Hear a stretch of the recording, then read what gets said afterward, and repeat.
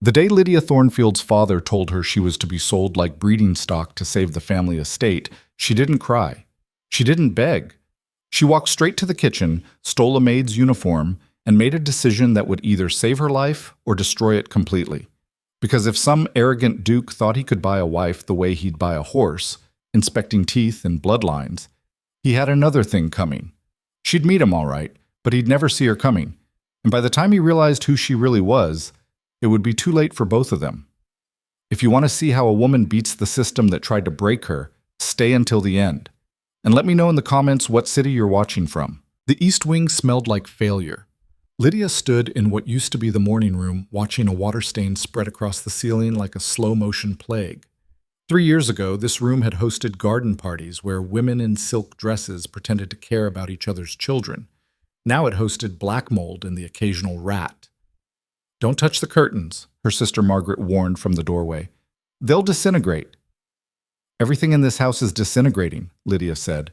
She didn't turn around. If she looked at Margaret's face, that combination of forced optimism and barely concealed panic, she'd start screaming and never stop. "Father wants to see you. In the study." Now Lydia did turn. "Which study? The one where the ceiling collapsed, or the one where we sold all the furniture?" Margaret's mouth thinned. She'd never liked Lydia's sense of humor, even when there was still something to laugh about. "The small one. And Lydia, please, just listen to what he has to say." "I always listen. I just don't always obey." "That's the problem." Lydia pushed past her sister, her boots echoing on floors that used to be covered in Persian rugs. The rugs had been sold 8 months ago, along with Mother's jewelry, the horses, and anything else that wasn't literally nailed down. They'd kept the nails, though. You never knew when you might need to sell those, too. The small study was less of a study and more of a closet with delusions of grandeur. Her father sat behind a desk that was too large for the space, looking like a king whose kingdom had been foreclosed on. Which, essentially, he was. "Lydia, sit." There was only one chair, and he was in it. "I'll stand." "Of course you will." He rubbed his eyes. He'd aged a decade in the past 2 years. The debt had eaten him from the inside out, turning a man who'd once commanded respect into something that looked like it should be apologizing for existing. "I've made arrangements." "What kind of arrangements?" "The kind that will save this family from complete ruin." Lydia laughed. It came out harsh, almost cruel. "Father, we passed complete ruin 6 months ago. Now we're just arguing about how deep the grave should be." "Don't be dramatic." "I'm not being dramatic. I'm being accurate. We have 3 servants left, and I'm pretty sure they're only staying because they have nowhere else to go. The roof leaks in 17 places. We're burning furniture to stay warm. If this isn't ruin, I'd love to know what you'd call it." Her father's hand slammed on the desk. The sound was supposed to be authoritative. Instead, it just sounded tired. "I'm trying to fix this." "By doing what?" He didn't answer immediately. That's how Lydia knew it was bad. "There's a man," he finally said. "A duke, Adrian Blackmore." The name meant nothing to her. "And?" "He's looking for a wife." The room got very quiet. Lydia could hear her own heartbeat, loud and angry in her ears. "No." "Lydia, I said no." "You haven't even heard—" "I don't need to hear anything. The answer is no." Her father stood up. He tried to look imposing, but the effect was ruined by the fact that his coat was threadbare and one of his shoes had a hole in it. "You don't have a choice." "Everyone has a choice." "Not everyone? Not us? Not anymore." He walked to the window, staring out at grounds that hadn't been properly maintained in years. "Duke Blackmore is wealthy beyond imagination, one of the most powerful men in the country. He's agreed to meet you." "How generous of him." "He can pay off our debts, all of them. The estate can be saved. Your sisters can have proper dowries. Margaret can make a decent match instead of having to settle for the vicar's son." "Margaret loves the vicar's son." "Margaret will love whoever can provide for her. That's how this works." Lydia felt something cold and sharp twist in her chest. "So, you're selling me." "I'm saving this family." "By trading me like livestock." "Don't be crude. What would you call it?" Her father turned to face her.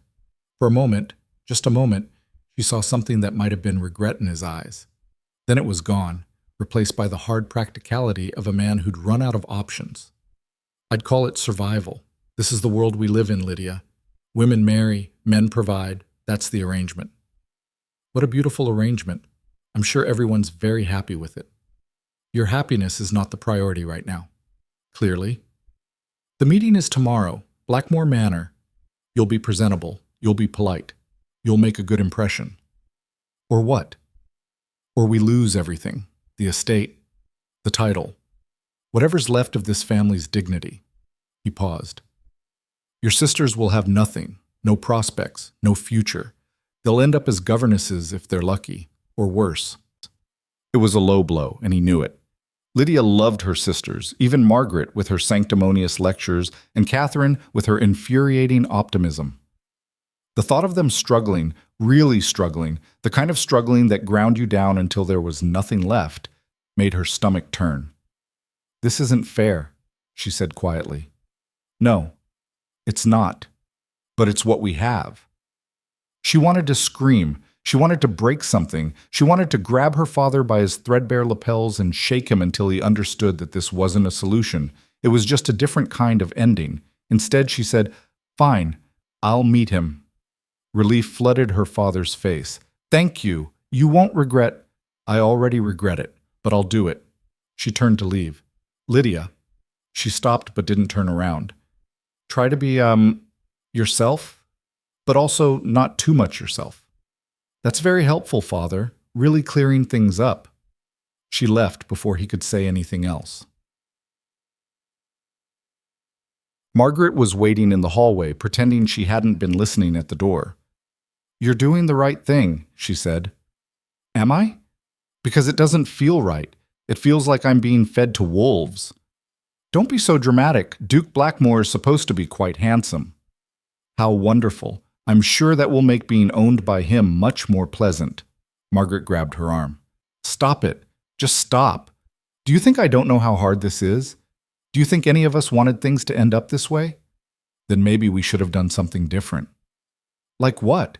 Father made mistakes? Bad investments? The war hit us hard. There's no going back." "There's always a choice, Margaret. Not for people like us. We're women. Our choices are limited." Lydia pulled her arm free. "That's the most depressing thing I've ever heard you say. It's reality. Reality is just what people call it when they've given up." She walked away, leaving Margaret standing in the hallway looking wounded. She felt a little bad about that, but not bad enough to apologize. Catherine found her an hour later, sitting in the old library. Most of the books had been sold, but nobody wanted the really old ones, the ones that smelled like decay and had pages that fell apart when you touched them. So they remained, a monument to the family's faded intellectual glory. "I heard," Catherine said softly. She was the youngest, barely 17, and still had that awful habit of believing things might work out. "Of course you did. There are no secrets in a house this small." "Maybe he'll be nice. Maybe he'll have 3 heads and eat children. We won't know until I meet him." Catherine sat down next to her. Unlike Margaret, she didn't offer platitudes or lectures. She just sat there, being present, which was somehow worse because Lydia couldn't get angry at her. "Are you scared?" Catherine asked. Lydia wanted to lie. Say no, of course not. She was fine. But something about Catherine's face, open, honest, genuinely concerned, made the lie stick in her throat. "Terrified." "Of him?" "Of everything. Of becoming something I don't recognize. Of waking up one day and realizing I traded myself away for nothing. Of being treated like property instead of a person." She picked at the spine of a book, watching flakes of leather fall away. "Of finding out that none of it matters anyway." "It matters," Catherine said fiercely. "You matter. Tell that to Father. Tell that to the world." They sat in silence for a while. Outside, rain started to fall, pattering against windows that needed to be replaced. The whole house was falling apart, piece by piece, and there was nothing any of them could do except watch it happen. "What if," Catherine said slowly, "you went to meet him, but not as yourself?" Lydia looked at her. "What are you talking about?" "You said you're afraid of being judged like livestock. So don't let him judge you at all. Go as someone else. See who he really is when he doesn't think anyone important is watching. That's insane. Is it? Or is it the only way you'll ever know the truth? Lydia stared at her youngest sister, seeing something she'd missed before. Catherine wasn't naive. She was strategic. Maybe the most strategic of all of them. How would I even do that? Catherine smiled. It was a small, sly thing that made her look much older than 17. The same way we've been doing everything else. We improvise. The plan was ridiculous. It was also, Lydia had to admit, kind of brilliant. She'd go to Blackmore Manor the day before the official meeting, not as Lydia Thornfield, potential bride, as a servant, a nobody, someone the great Duke Blackmore wouldn't even look at twice. You'll need a disguise, Catherine said, already rummaging through what was left of the servants' quarters. I'll need more than that. I'll need a story, a reason for being there. You're applying for a position, a maid. They're always looking for staff. What if they recognize me? Why would they? You've never been to Blackmore Manor.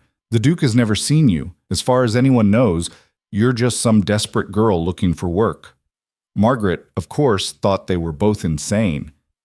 This is the stupidest plan I've ever heard, she said, watching Catherine pin up Lydia's hair. If you get caught, I won't get caught. You don't know that. And you don't know that I will. Margaret threw up her hands. Fine, ruin everything. See if I care. But she did care. That was obvious from the way she kept hovering, offering useless advice, adjusting Lydia's borrowed servant's dress to make it look more authentic. Your hands, she said suddenly. They're too soft. No maid has hands like that. She was right. Lydia's hands, despite the family's reduced circumstances, still looked like they'd never done a day's real work, which was true. Catherine disappeared and came back with a brush and a bucket. Scrub the floor, all of it. That'll roughen them up. I'm not scrubbing the floor. You are if you want this to work. So Lydia scrubbed. For 3 hours, she scrubbed floors that didn't need scrubbing until her hands were raw and her back ached, and she felt like she actually was a servant instead of just pretending to be one. Better, Margaret said, examining her hands critically. Not perfect, but better. The dress was gray and shapeless. The apron was stained. The cap covered most of her hair, which Catherine had ruthlessly pinned into the plainest style imaginable. You look poor, Catherine said with satisfaction. I am poor. Yes, but now you look it. Lydia studied herself in the cracked mirror. The girl staring back at her was a stranger, plain, unremarkable, exactly the kind of person powerful men looked past without thinking. This is either going to work, she said, or it's going to be the biggest disaster of my life. It's already a disaster, Margaret pointed out. At least this way you have some control over it. Fair point. She left before dawn, walking the 5 miles to Blackmore Manor because they couldn't afford a carriage and borrowing a horse would raise questions. The walk gave her time to think, to rehearse her story, to prepare for what came next. Blackmore Manor appeared through the morning mist like something from a dream, or a nightmare, depending on your perspective. It was massive, not just large. Massive. The kind of place that made you understand the difference between wealth and wealth. The grounds were immaculate. The building itself looked like it had been designed by someone who thought subtlety was for poor people. Lydia's first thought was, this is where I'll live if this all goes wrong. Her second thought was, I'd rather die. She approached the servants' entrance, trying to look nervous and desperate, which wasn't hard because she was both of those things. A woman answered the door, middle-aged, stern-faced, exactly the kind of person you'd expect to run a household this size. Can I help you? I'm here about a position, as a maid. The woman looked her up and down. We're not hiring. Lydia's heart sank. Then she remembered Catherine's advice. Desperate people don't give up that easily. Please, I've walked all morning. I just need a chance. Any chance. I said we're not. I'll work for half wages, quarter wages. I'll do anything. I just need enough. The woman's expression softened slightly. What's your name? Lydia hesitated. Giving her real name was too risky, but she hadn't prepared a fake one. Anne, she blurted. Anne Cooper. Well, Ann Cooper, we're not hiring, but the Duke is meeting with someone tomorrow, a potential match, and we could use an extra set of hands for the preparation. 1 day's work. That's all I can offer. 1 day. That was all she needed. I'll take it. Don't make me regret this. The woman stepped aside. I'm Mrs. Winters, the head housekeeper. You'll do exactly what I tell you, when I tell you. Understood? Yes, ma'am. And don't touch anything valuable. I can spot a thief from a mile away. I'm not a thief. That's what they all say. Mrs. Winters led her through a maze of corridors that seemed designed to confuse anyone who wasn't intimately familiar with them. The manor was even more impressive on the inside. All marble floors and expensive paintings and furniture that probably cost more than Lydia's entire estate. You'll help in the kitchens first, Mrs. Winters said. Then we'll see where else you're needed. The Duke is particular about his household. Everything must be perfect. What's he like? Lydia asked, trying to sound casual. Mrs. Winters gave her a sharp look. That's not your concern. Do your work. Stay out of sight. Don't speak unless spoken to. Of course. The kitchen was chaos. Servants rushed around preparing what looked like enough food to feed an army. The head cook, a massive woman with flour in her hair and murder in her eyes, pointed Lydia toward a pile of vegetables. Chop those, small, even. Don't cut yourself. Lydia had never chopped vegetables in her life. It showed. Not like that, one of the other maids hissed, grabbing the knife from her hand. Like this. Haven't you ever worked in a kitchen before? I'm new. I can tell. The other servants mostly ignored her, which was exactly what she wanted. She kept her head down, did her work, and listened to everything. That's how she learned that the Duke was 32. Unmarried, had turned down at least a dozen marriage proposals in the past 5 years alone. Lived alone in this massive manor except for his servants. Why does he want to get married now? One of the maids whispered. Who knows? Maybe he's finally ready to produce an heir. Or maybe he's just lonely.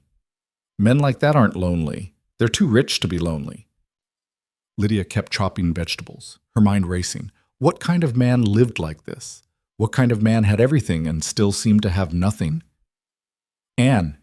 She looked up. Mrs. Winters stood in the doorway. The Duke wants tea in the library. You'll bring it. Lydia's blood went cold. Me? Is there another Anne here? But I thought servants aren't supposed to be seen. Normally, no, but we're short-staffed, and he specifically asked for someone he hasn't seen before. Apparently, he's tired of the same faces. Mrs. Winters gave her a warning look. Don't speak to him. Don't look at him. Put the tea down and leave. Can you manage that? Lydia nodded, not trusting her voice. This was it. She was about to meet the man who might become her husband, and he would have no idea who she was. The tea service was silver, heavy, and probably worth more than everything Lydia's family still owned. She carried it carefully, following Mrs. Winters' directions to the library. The door was open. She stepped inside and immediately understood why they called him powerful. Adrian Blackmore sat behind a desk that looked like it had been carved from a single piece of dark wood. He was reading something, his attention completely focused on the document in front of him. He didn't look up. Lydia set the tea service down as quietly as she could. Her hands were shaking. Don't speak. Don't look at him. Put it down and leave. She turned to go. Wait. His voice stopped her cold. It wasn't loud. It didn't have to be. It was the kind of voice that expected obedience and got it. She froze. Look at me. Every instinct screamed at her to run. Instead, she turned slowly and met his eyes. He was handsome. Annoyingly handsome. The kind of handsome that made you angry because life had already given him wealth and power and apparently decided to throw in a face that could stop traffic while it was at it. But it was his eyes that got her. They were dark and sharp and saw too much.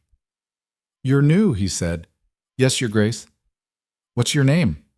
Ann Cooper, Your Grace. He studied her for a long moment. Lydia had the uncomfortable feeling that he was seeing past the disguise, past the servant's dress, past everything she was trying to hide. Ann Cooper, he repeated. Do you always shake when you serve tea, Anne? I'm nervous, Your Grace. Why? Because I'm lying to you, because I'm supposed to meet you tomorrow as a potential wife, and I'm terrified, and this seemed like a good idea at the time, but now I'm not so sure. It's my first day, Your Grace. Ah. He leaned back in his chair. And how are you finding it? I'm grateful for the opportunity, Your Grace. That's not what I asked. Lydia hesitated. The smart thing to do was give some bland, safe answer. Thank him. Leave. Instead, she heard herself say, "It's terrifying, actually." His eyebrow went up. Terrifying? Everything here is so expensive, I'm afraid I'll break something or make a mistake, and then I'll lose this position before I've even properly started. And that would be bad? I need this job, Your Grace. Why? Because everyone needs a job. That's not an answer. She met his eyes. Because I don't have anywhere else to go. The words hung in the air between them. They were true, in a way she hadn't expected. Lydia Thornfield might have a crumbling estate to return to, but Ann Cooper? She had nothing.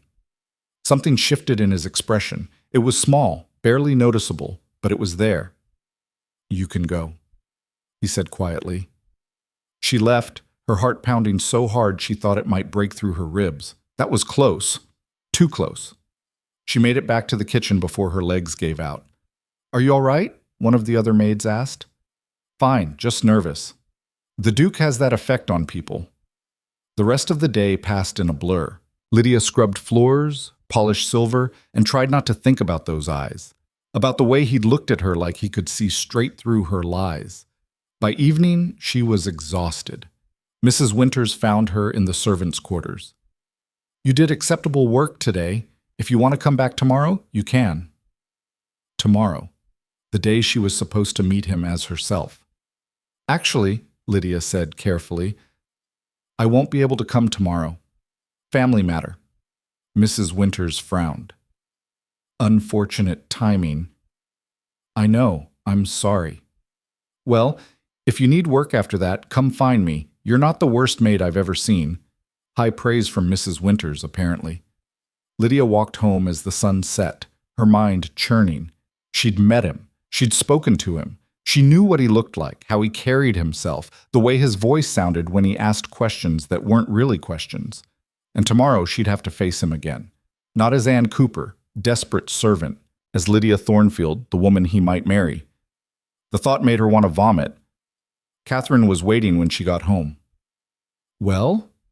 He's not what I expected. Good, not what you expected, or bad, not what you expected.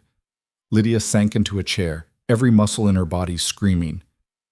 I don't know yet. Did he suspect anything? No, maybe. I can't tell. She looked at her sister. He asked me why I needed the job, and I told him the truth, that I didn't have anywhere else to go. That was risky. Everything about this is risky. Margaret appeared in the doorway. Father wants to know if you're ready for tomorrow. No. That's what I told him. He said you don't have a choice. He's very good at saying that. Tomorrow would come whether she was ready or not. Tomorrow she'd put on her best dress, her only decent dress, and go back to Blackmore Manor and pretend to be someone she wasn't again. But this time she wouldn't be pretending to be poor. She'd be pretending to be someone who wanted this, someone who could accept being traded like property with grace and dignity. That, Lydia thought, might be the hardest role she'd ever played. The dress didn't fit right. It had fit 3 years ago, back when there was still money for proper meals, and Lydia hadn't spent every waking hour worrying about whether they'd have enough firewood to make it through winter. Now it hung loose in some places and pinched in others, a reminder that even her own body had betrayed her by refusing to stay the same. Margaret was trying to fix it with pins, her fingers quick and precise. Hold still. I am holding still. You're fidgeting. Because you're stabbing me. I'm not stabbing you, I'm adjusting. Margaret stepped back, examining her work with a critical eye. It'll have to do. We don't have time for anything else. Lydia looked at herself in the mirror. The girl staring back looked like she was playing dress-up in someone else's clothes. Someone older. Someone more resigned to her fate. I look ridiculous. You look fine. I look like I'm going to my own funeral. Catherine appeared in the doorway, already dressed in her own shabby but presentable gown. She was coming too, along with Margaret and their father, a show of family unity, as if unity could hide the desperation. The carriage is here, Catherine said quietly. Not their carriage. They'd sold that a year ago. This was a hired one, paid for with money they didn't have, adding to debts they couldn't pay. But appearances mattered. Even when you had nothing left, you had to pretend you still had something.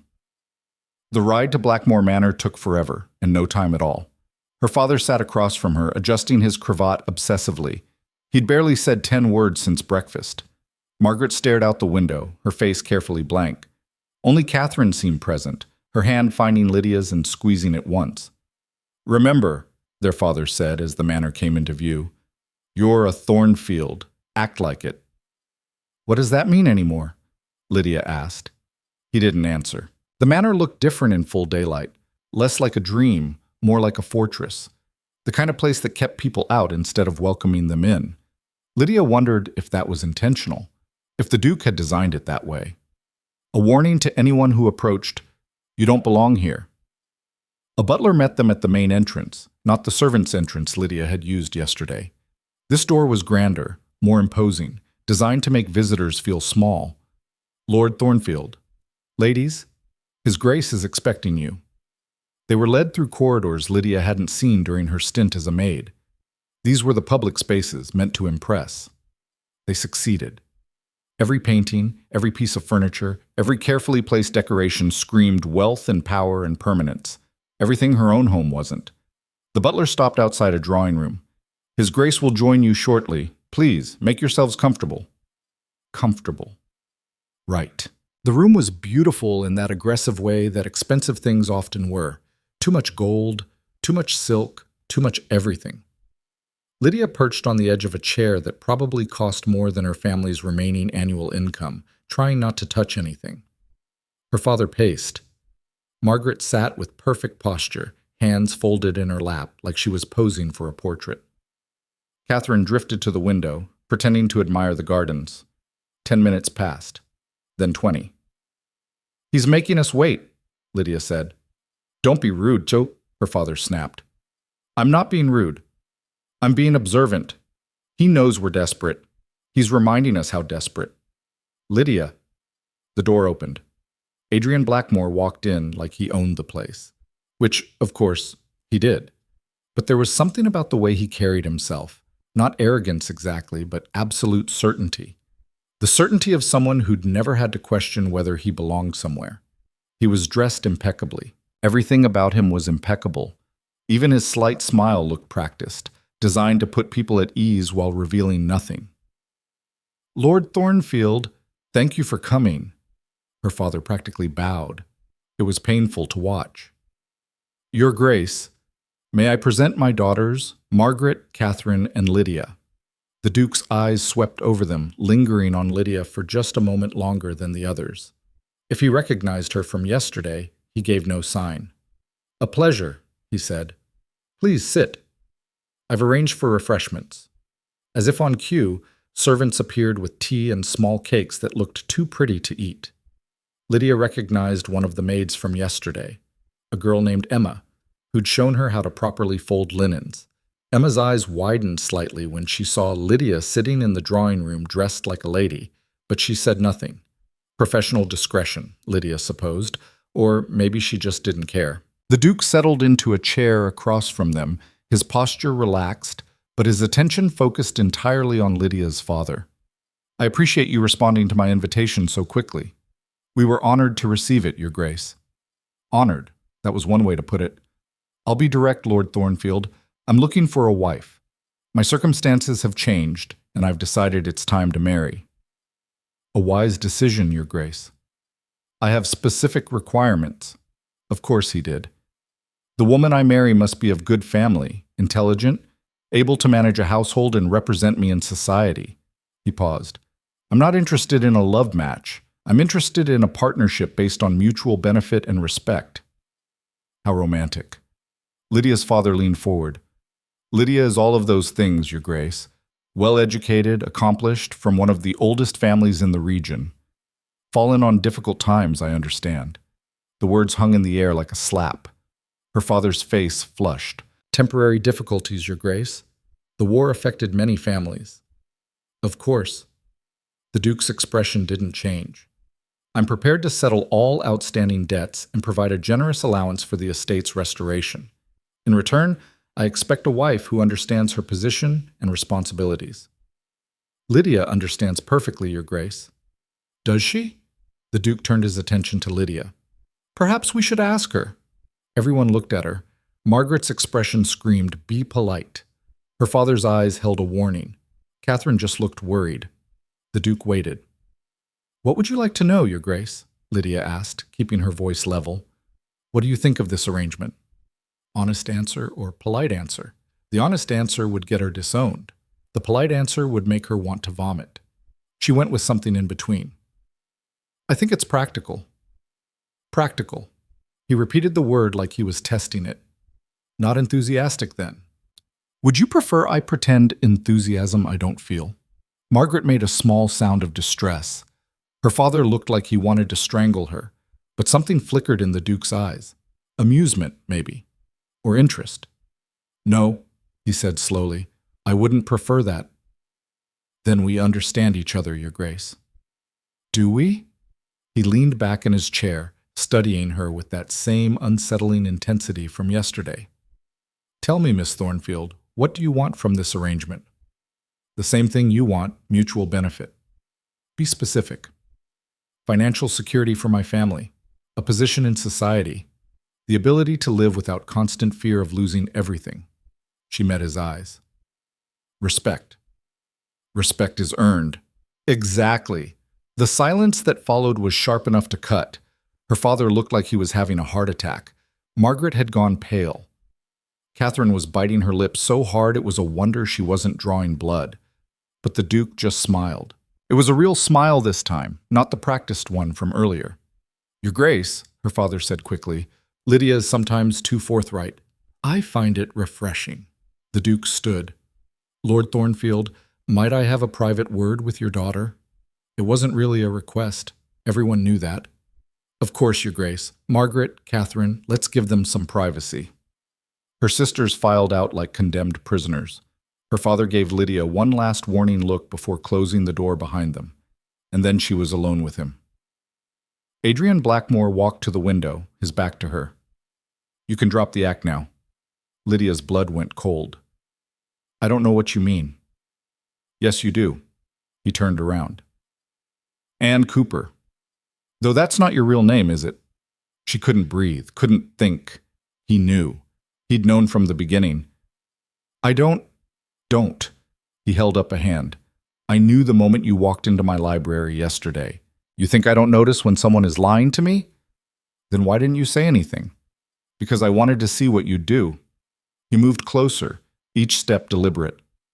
I wanted to see if you'd run, if you'd confess, if you'd keep up the pretense.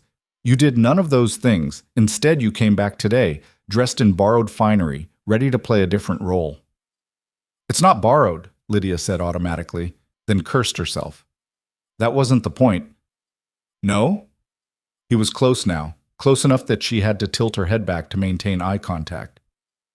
Everything about you is borrowed, Miss Thornfield. The dress that doesn't fit, the pride you can't quite afford anymore, the dignity you're trying to hold on to even as your family crumbles around you. It hurt because it was true. Why are you doing this?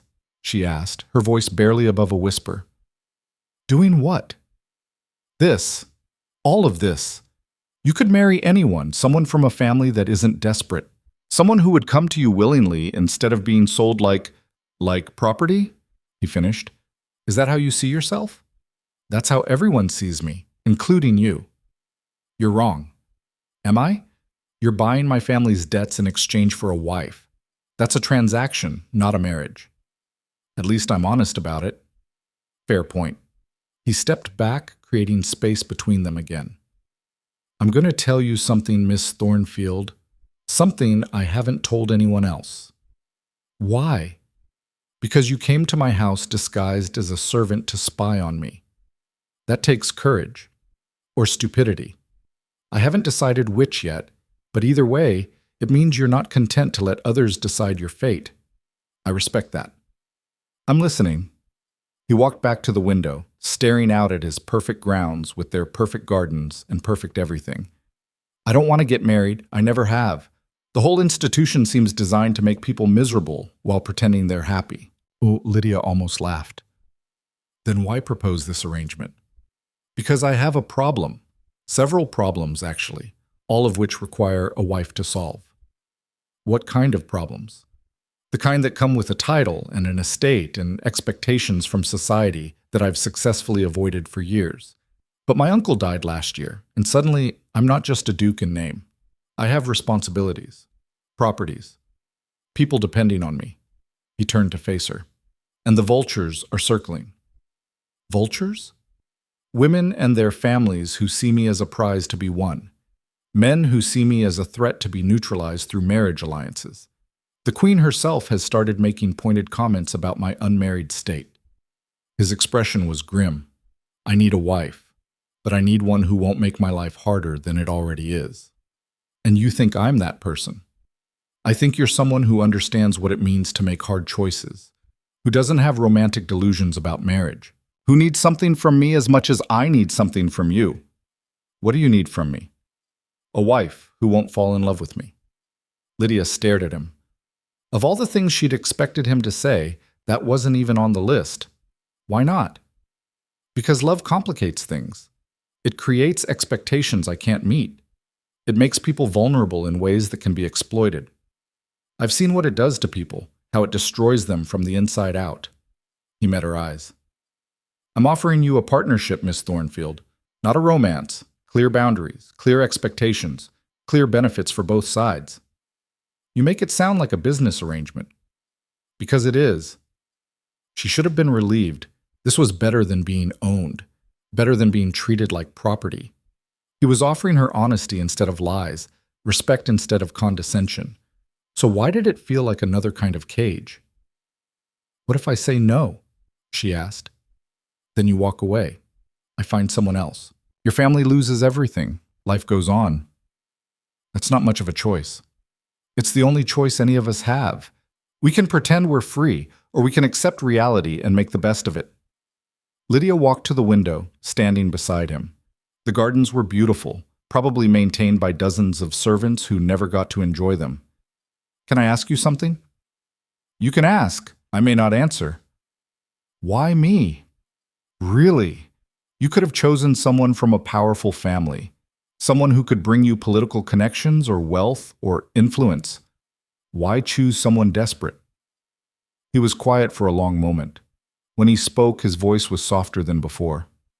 Because desperate people understand survival. They don't take things for granted. They know how to fight for what they need. He looked at her. And because yesterday, when I asked you why you needed a job, you told me the truth. You said you had nowhere else to go. That kind of honesty is rare. I was playing a role. No, you were being yourself. Maybe for the first time in that conversation. He paused. I need someone who won't lie to me about the important things. Can you do that? Could she? Lydia wasn't even sure she knew what the truth was anymore. She'd been lying for so long, to her family, to herself, to everyone, that honesty felt like a foreign language she'd forgotten how to speak. But standing here, in this moment, with this strange man who'd seen through her disguise and hadn't punished her for it, she felt something shift. I can try, she said. That's all I'm asking. The door burst open. Her father rushed in, face flushed, clearly having been listening at the keyhole. Your Grace, I must apologize for my daughter's deception. There's nothing to apologize for, Adrian said coolly. Miss Thornfield showed initiative and intelligence. I admire that. Her father stopped mid-grovel. You admire it? I do. In fact, I've decided to accept your offer. He looked at Lydia. If Miss Thornfield agrees. Every eye turned to her. Her fathers were desperate. Margaret had appeared in the doorway, looking shocked. Catherine was trying not to smile. This was it. The moment that would decide everything. She could say no. Walk away. Let her family fall apart. At least she'd have her freedom, for whatever that was worth. Or she could say yes. Trade one form of desperation for another. Step into a marriage that was honest about being a transaction instead of pretending to be something more. Neither option was good, but one of them was survivable. I agree, Lydia heard herself say. Her father practically collapsed with relief. Margaret closed her eyes, her shoulders sagging. Catherine's smile broke free, bright and genuine. The Duke just nodded, like he'd expected nothing else. "We'll announce the engagement next week," he said. "I'll have my solicitor handle the financial arrangements. The wedding can take place in 6 weeks. That should give you enough time to prepare." 6 weeks. Not even 2 months. "That's very soon, Your Grace," her father said. "I see no reason to wait, unless Miss Thornfield objects." Lydia should have objected, should have asked for more time, but time wouldn't change anything. Time would just give her more opportunities to realize what she'd agreed to. 6 weeks is fine, she said. "Excellent." Adrian turned to her father. "I'll call on you tomorrow to discuss the details. For now, I think we've covered everything necessary." It was a dismissal. Her father knew it, bowed, and started herding his daughters toward the door. "Miss Thornfield," Adrian said, stopping Lydia. "A word?" Her father hesitated, but Adrian's expression made it clear this wasn't optional. He left, closing the door behind him. "What is it?" Lydia asked. Adrian moved closer, lowering his voice. "I meant what I said. This is a partnership. That means we're equals. You don't have to be afraid of me." "I'm not afraid of you." "You're terrified. I can see it." He paused. "But you're more afraid of the alternative. I understand that. Just know that once we're married, you'll have protection, resources, freedom to be yourself instead of what everyone else expects you to be. What if I don't know who I am anymore? Then you'll figure it out. With time." He stepped back, the moment of vulnerability passing as quickly as it had appeared. 6 weeks, Miss Thornfield. Try not to do anything too scandalous before then." "No promises, Your Grace." That surprised a laugh out of him, a real one, unguarded and genuine. She left before he could say anything else. The carriage ride home was chaos. Her father couldn't stop talking about the wedding, the money, the restoration of the estate. Margaret kept listing everything that needed to be done: invitations, arrangements, dress fittings. Catherine just held Lydia's hand, not saying anything. Lydia stared out the window, watching the manor disappear behind them. She'd done it, made the deal, agreed to marry a man who wanted a wife who wouldn't love him. It should have felt like victory. Instead, it felt like she'd just signed away the last piece of herself that still belonged to her. So, news of the engagement spread like fire through dry grass. Within 3 days, the Thornfield estate was flooded with visitors. People who hadn't bothered to call in years suddenly appeared, offering congratulations that felt more like accusations. "How fortunate for your family," Mrs. Weatherby said over tea, her smile sharp enough to cut glass. "After such difficulties." "Very fortunate," her daughter added, not quite meeting Lydia's eyes. They wanted to see her, study her, figure out how someone from a failing family had managed to catch the most eligible bachelor in 3 counties. As if there was a secret, as if it wasn't just desperation meeting opportunity. Margaret handled it with grace, playing the role of proud older sister. Catherine mostly hid in the library. Their father basked in the attention, his anxiety about money temporarily replaced by social triumph. Lydia endured. The worst part was the other women, the ones who'd been angling for the Duke themselves. They came in groups, circling like sharks, all false smiles and poison-tipped compliments. "You must be so excited," Lady Caroline Ashford said. She was beautiful in that cold, perfect way that came from generations of good breeding and better money. Though I must say the Duke's choice surprised everyone. "Did it?" Lydia asked. "Well, you're not exactly what one would expect. No offense, of course." "Of course." "I'm sure you'll do your best to fit in. It must be overwhelming, moving from such a small estate to Blackmore Manor. All those responsibilities, all those expectations." Her smile was practiced. "I do hope you're prepared." The implication was clear. You're not good enough for this. You'll fail. Lydia smiled back just as sweetly. "I appreciate your concern, Lady Caroline, though I must say the Duke doesn't seem particularly worried about my ability to adapt. Perhaps he sees something others have missed." Caroline's expression froze. Score 1 for Lydia. But the attacks kept coming. Whispered comments about her family's debts, pointed questions about whether she'd ever managed a household staff, suggestions that perhaps she needed guidance, their guidance naturally, to avoid embarrassing herself or the Duke. By the end of the week, Lydia wanted to scream.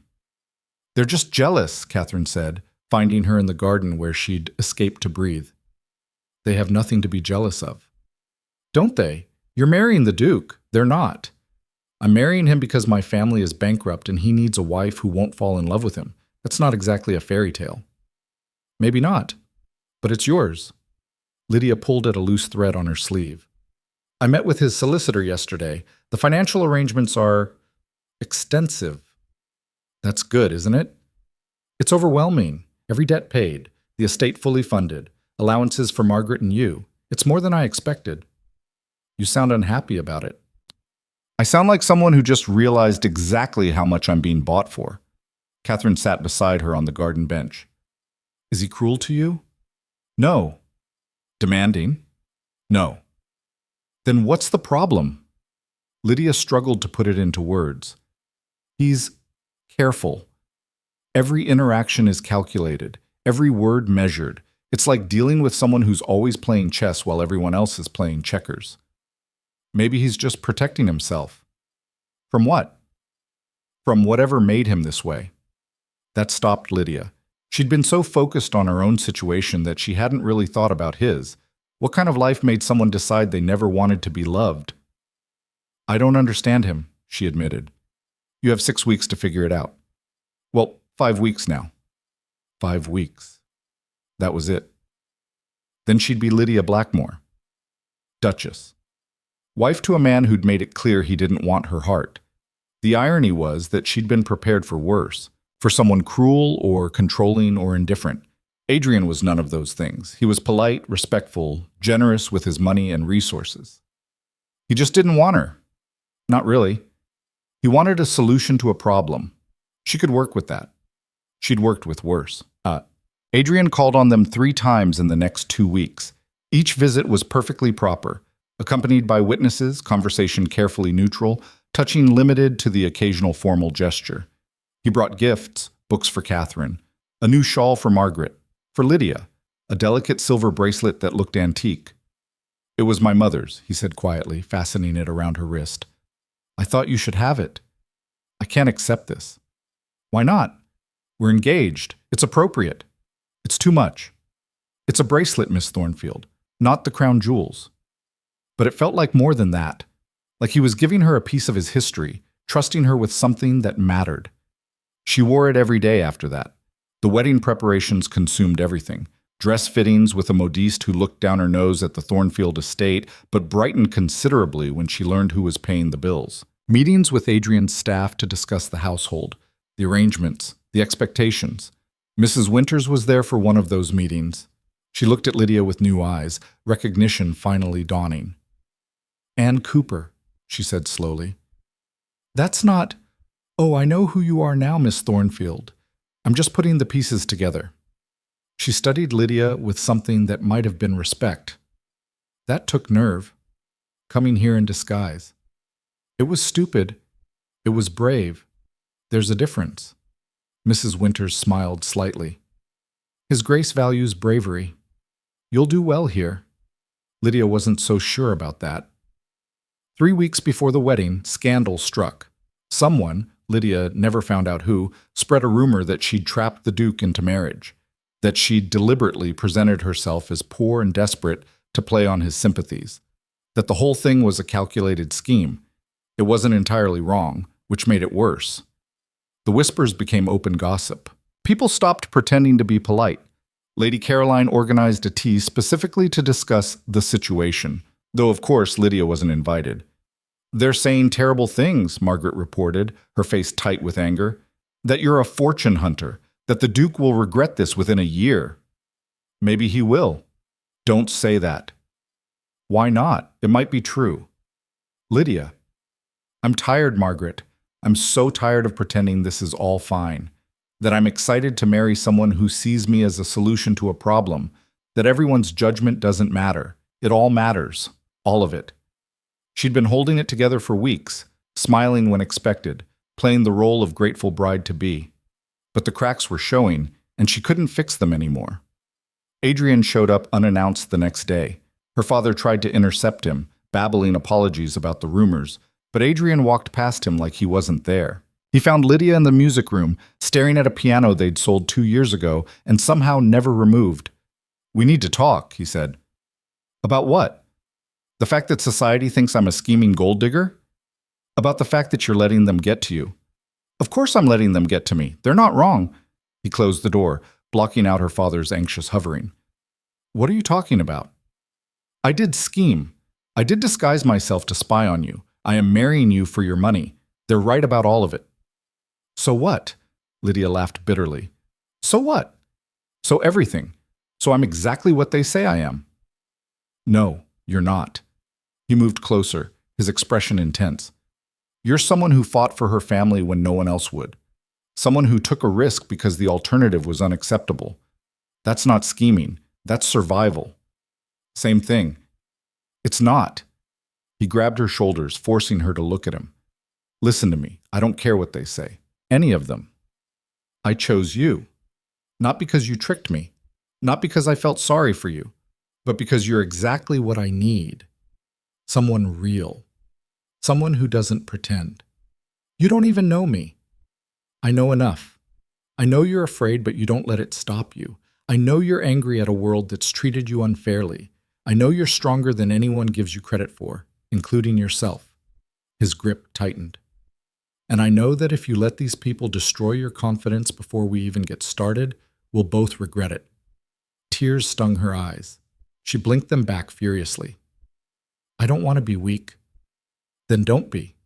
Stop caring what they think. Stop letting their opinion matter more than your own. Easy for you to say. You're a duke. You can do whatever you want. You think I don't face judgment? You think people don't talk about me? Question my choices? I've spent my entire life being scrutinized.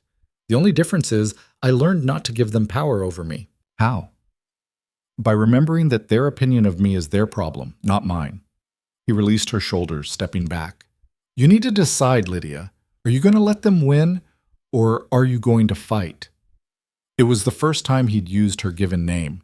It sounded different coming from him. More real. I don't know how to fight this. Yes, you do. You've been fighting your whole life. This is just a different battlefield.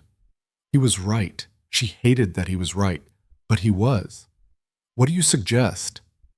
We face them together. We show up to every event, every gathering, every opportunity for them to judge us, and we prove them wrong. That sounds exhausting. It will be, but it's better than hiding. Lydia took a shaky breath, then another. The tears receded. The panic eased. Not gone, never completely gone, but manageable. Okay, she said. Okay, we fight. He smiled. It transformed his face, making him look younger, less guarded. That's my girl. The words hung in the air between them. Lydia felt something shift, something she couldn't quite name, not love, not yet, but the beginning of something that might become trust. There's a ball tomorrow night, Adrian said, at the Ashford estate. We're invited. You mean you're invited? I'm just the scandal they'll be discussing. Then let's give them something worth discussing. Come with me, as my fiancé. Show them you're not afraid. I am afraid. Then show them you're doing it anyway. Fear means you're still alive. It means you still care about the outcome. He offered his hand. What do you say, Miss Thornfield? Ready to dance with the devil? She looked at his outstretched hand, thought about everything that had led to this moment, all the choices, good and bad, all the compromises and calculations. Then she took his hand. Let's go make them regret underestimating me. His smile turned dangerous. Now you're talking. The Ashford estate glittered like a jewel designed to blind anyone who didn't belong. Lydia stepped out of Adrian's carriage and immediately felt every eye turn toward them. Conversation stopped mid-sentence. Fans snapped shut. The night air went cold with judgment. Second thoughts? Adrian asked quietly, offering his arm. Too late for that. It's never too late. We can leave right now. She looked at him. He meant it. Despite everything, the announcement, the arrangements, the money already spent, he'd turn around if she asked. That certainty steadied her more than any reassurance could have. No, we're here. Let's finish this. His fingers closed over hers on his arm. Stay close to me. Don't let them separate us. Why would they? Because they will try. Trust me. They walked into the ballroom together and Lydia understood what he meant. The crowd didn't part for them so much as create a corridor of whispers and stares. She heard fragments of conversation, each one designed to be just loud enough to reach her ears. So desperate. Heard her family couldn't even afford. Poor Duke, trapped by. Adrian's grip on her hand tightened. Not painful, but firm, grounding.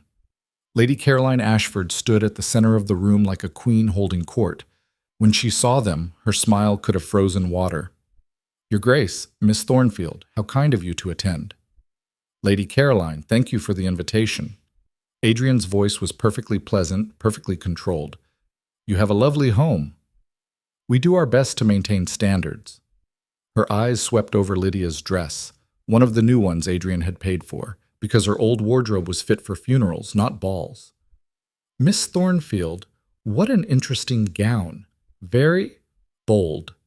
It was green silk, simple and elegant. There was nothing bold about it except that it existed at all. Thank you, Lydia said evenly. I thought it appropriate for the occasion. Did you? Caroline's fan fluttered. I suppose standards vary depending on one's background. The insult was so thinly veiled it might as well have been naked.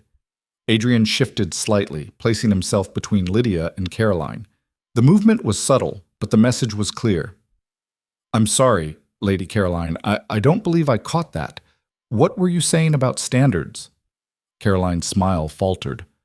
Nothing, Your Grace. Simply making conversation. Then perhaps we should converse about something more interesting. Your father's investment in those railway shares, for instance. I hear they're not performing as expected. Color drained from Caroline's face. How did you? I make it my business to know things, Lady Caroline, especially about people who interest me. His tone remained pleasant, but there was steel underneath. Now, if you'll excuse us, I promised Miss Thornfield a dance. He led Lydia away before Caroline could respond. What was that about? Lydia asked. A reminder that she's not the only one who can draw blood. Adrian guided her onto the dance floor as the orchestra struck up a waltz. Her father made some spectacularly bad investments last quarter. The family is scrambling to maintain appearances. She's in no position to judge anyone's financial circumstances. You threatened her. I informed her. There's a difference. Is there? His hand settled on her waist as they began to dance. In this world? No. But it sounds better my way. Despite everything, Lydia almost laughed. The waltz should have been a disaster. Lydia had learned to dance years ago, but practice required partners and money for lessons, neither of which her family could afford anymore. She stumbled twice in the first minute. Relax, Adrian murmured. Stop thinking so hard. Easy for you to say. You're not the one about to trip. Then trip. I'll catch you. That's not reassuring. It wasn't meant to be reassuring. It was meant to be honest. She focused on following his lead, and gradually something shifted. The steps became easier. The rhythm found her. By the end of the dance, they were moving together like they'd done this 100 times before. When the music ended, applause rippled through the ballroom. Polite. Measured. Absolutely meaningless. Well done, Adrian said quietly. You survived. The dance or the judgment? Both. But surviving wasn't the same as winning, and the night was far from over. They'd barely left the dance floor when Lord Pembroke intercepted them. He was old money, old title, and old grudges, the kind of man who saw progress as a personal insult. Blackmore. A word. Lord Pembroke, you remember my fiancée, Miss Thornfield. Pembroke's eyes barely flickered in her direction. Indeed. Perhaps Miss Thornfield would excuse us for a moment. Men's business. Anything you need to say to me can be said in front of her, Adrian said. I really don't think. Then don't think. Speak or don't. I have better things to do than stand here watching you decide. Pembroke's face turned an interesting shade of purple. Very well. I wanted to discuss your vote on the land reform bill. There are concerns. My vote is my own business, not when it affects the entire peerage. We have an understanding. You have an understanding. I have my own judgment. This is about that girl, isn't it? Pembroke glanced at Lydia with something close to contempt. You're letting her influence you. She comes from a family that couldn't manage their own estate, and now you're going to let her opinions shape policy? Adrian went very still. Lydia felt the change in him, the way his entire body tensed, like a predator preparing to strike. Careful, Pembroke. I'm simply stating facts. The girl's family is bankrupt. They have no understanding of— Stop talking, now! The command in Adrian's voice cut through the ambient noise of the ballroom. Heads turned. Conversations died. Pembroke sputtered. I beg your pardon. You should beg hers. Adrian gestured to Lydia.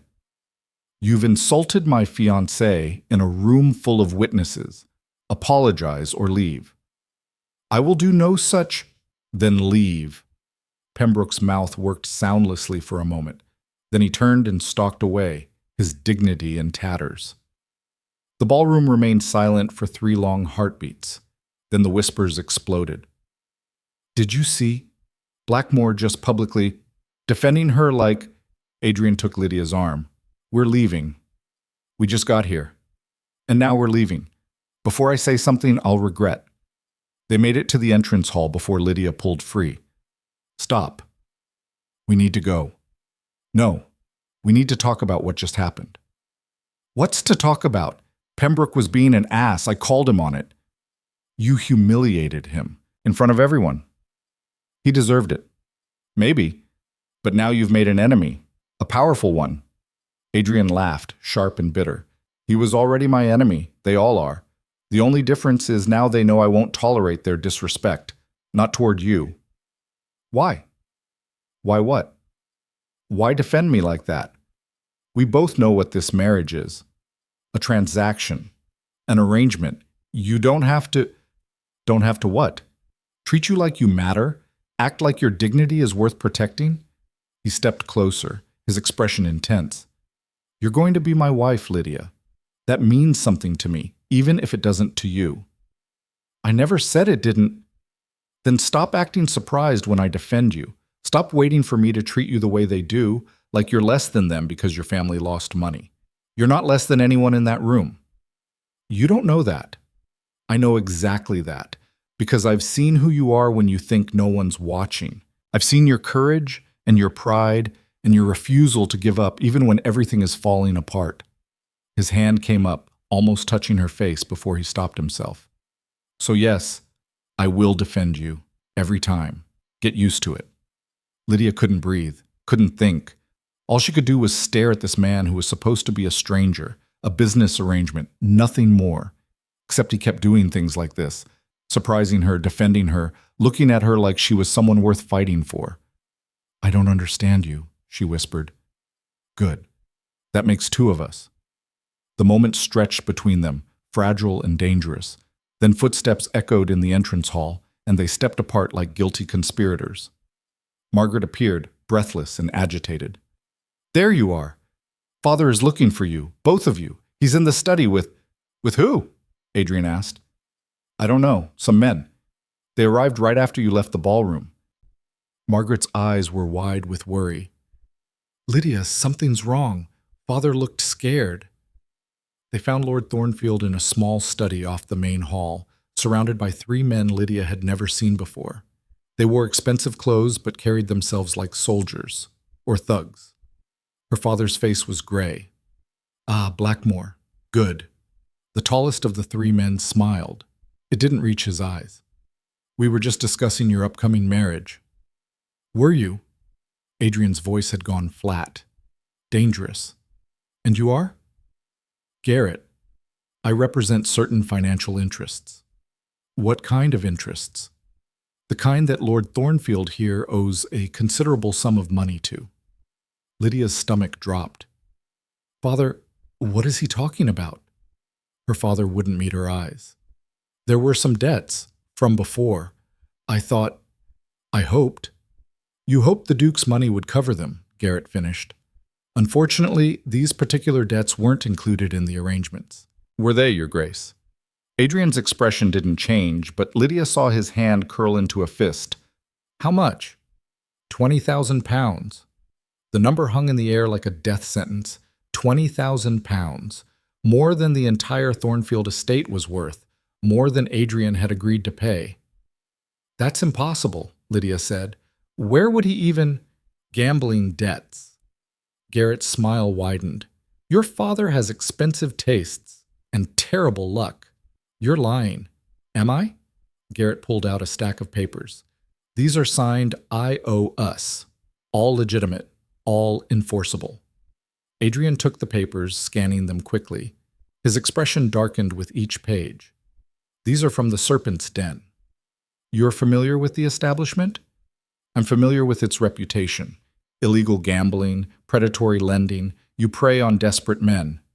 We provide a service. Whether men use it wisely is their choice. Father, Lydia turned to him, desperate for denial. Tell me this isn't real. Her father finally looked at her.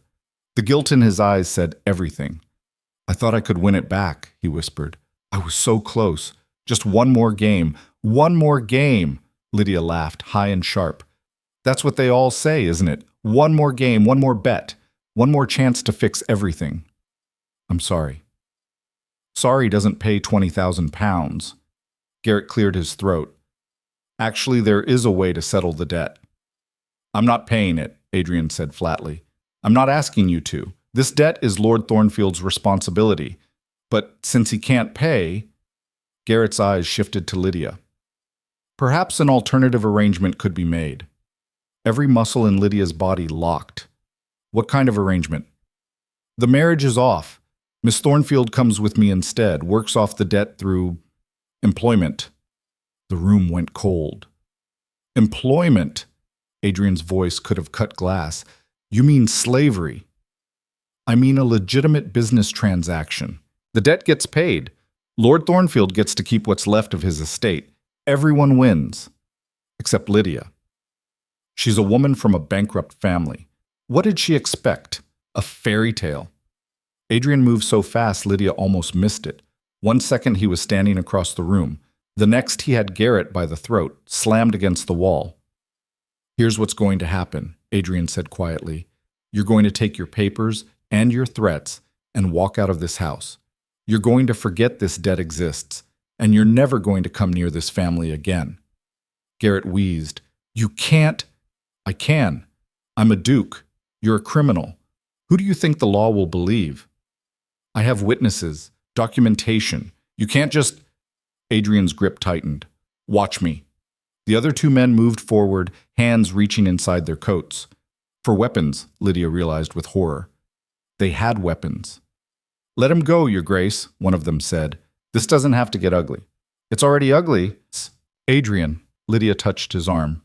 Stop, please. He didn't move, didn't even blink. Let him go, she said again. It's not worth it. Yes, it is. No, it's not. Because if you kill him, you'll hang. And then where will any of us be? Logic finally penetrated rage.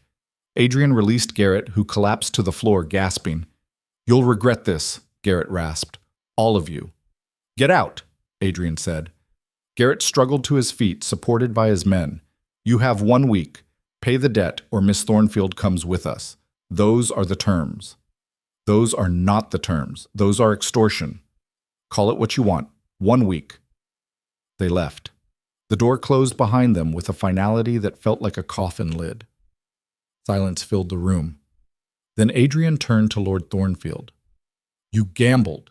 After everything. After losing your estate, your fortune, your family's future. You gambled. I was trying to help. You were trying to help yourself. Don't lie. Not now. Your Grace, please, how long have you known about this debt? Lord Thornfield's silence was answer enough. You knew, Adrian said slowly. Before you contacted me. Before you offered Lydia's hand. You knew these men were coming, and you thought marrying her off would make the problem disappear. You thought you could trade your daughter's future for your own cowardice. Again. That's not fair. Fair. Adrian laughed. It was an ugly sound. You want to talk about fair? Your daughter has spent weeks preparing to marry a stranger to save your estate. She's endured judgment and cruelty and public humiliation. And all of it, every single moment, was based on a lie. Lydia's knees felt weak. She sank into a chair, her mind struggling to process what she'd just learned. Her father had known. All along, he'd known there was more debt, more danger, and he'd said nothing. Lydia, her father started. Don't. Her voice cracked. Don't say my name. Don't apologize. Don't do anything except get out of my sight. I was trying to protect you. You were trying to protect yourself, like always. She looked at him, really looked at him, and saw a stranger. A weak, selfish stranger who'd been willing to sacrifice her to save himself. Get out. Lydia, please. I said get out. He fled. Lydia and Adrian sat in silence. The weight of what had just happened pressed down on them like physical force. We can't pay it, Lydia said finally. 20,000 pounds, even with everything you've already committed, we can't. I can pay it. What? I said I can pay it. It will be difficult, but I can manage. No. Lydia, no, I won't let you do that. This isn't your debt. It's not even mine. It's his. And I won't let you destroy your own finances to cover for my father's stupidity. What's the alternative? Let those men take you? Of course not, but there has to be another way. There isn't. Then I'll find one. Adrian stood, pacing the small room like a caged animal. You don't understand what those men are. The Serpent's Den isn't just a gambling house. It's a front for a criminal organization. If we don't pay, they'll take you. And once they have you, I won't be able to get you back. Then we go to the authorities. The authorities won't help. Half of them are in the Serpent's pocket. The other half won't risk antagonizing them over one woman from a bankrupt family. He stopped, facing her. I can protect you, but only if you let me pay the debt. And what happens to you, to your estate? You can't just throw away 20,000 pounds. I can if it saves your life. The words hung between them, raw and honest. Why? Lydia asked. Why would you do that for me? We barely know each other. This marriage was supposed to be a business arrangement, nothing more. Adrian was quiet for a long moment. When he spoke, his voice was softer than she'd ever heard it. Because somewhere between you walking into my library disguised as a maid and you standing up to every person who's tried to tear you down, this stopped being just a business arrangement. At least for me. Lydia's breath caught. Adrian, I'm not asking you to love me. I'm not even asking you to want this marriage. I'm just asking you to let me help you. One person to another. No expectations. No obligations beyond what we already agreed to. He moved closer. Please. She should say no, should refuse, should find another way that didn't put him at risk, but there was no other way, and she was so tired of fighting alone. Okay, she whispered. Okay. Relief flooded his face. He reached for her hand, holding it carefully like she might break. We'll get through this, together. Together, she repeated. The word felt strange, foreign. She'd been alone for so long that the idea of having someone on her side seemed impossible, but his hand was warm in hers. Solid, real. Maybe impossible things happened sometimes. The next 3 days were chaos. Adrian's solicitor worked around the clock to liquidate assets and gather the necessary funds. Lydia spent the time at the Thornfield estate, avoiding her father and trying to process everything that had happened. Margaret found her in the garden on the third day. You're leaving. It wasn't a question. Yes. Because of father. Because of everything. Lydia pulled at a weed, watching it come apart in her hands. I can't stay here anymore. This place, it's poison. What about the wedding? What about it? Are you still going through with it? Lydia thought about Adrian, about the way he'd defended her at the ball, the way he'd been willing to bankrupt himself to save her, the way he'd held her hand and promised they'd get through this together. Yes, she said, I'm still marrying him. Even though he's paying father's debts? Especially because of that. Margaret sat beside her. He must care about you to do all this. Or he just hates losing. You don't believe that. Lydia didn't answer because she didn't know what she believed anymore. Catherine joined them, carrying a letter. This just arrived. For you. Lydia opened it.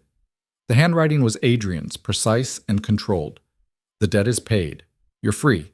Meet me at Blackmore Manor tonight. We need to talk. What does it say? Margaret asked. Lydia folded the letter carefully. It says it's over. He paid them. That's wonderful. Is it? Lydia stood, pacing. He just gave away £20,000 for me, for my father's mistakes. What am I supposed to do with that? Be grateful? I am grateful and terrified and angry, and I don't know what any of it means. Catherine took her hand. It means he chose you, over money, over logic, over everything else. That's what I'm afraid of. Because if Adrian had chosen her, really chosen her, not as a business arrangement but as something more, then everything changed.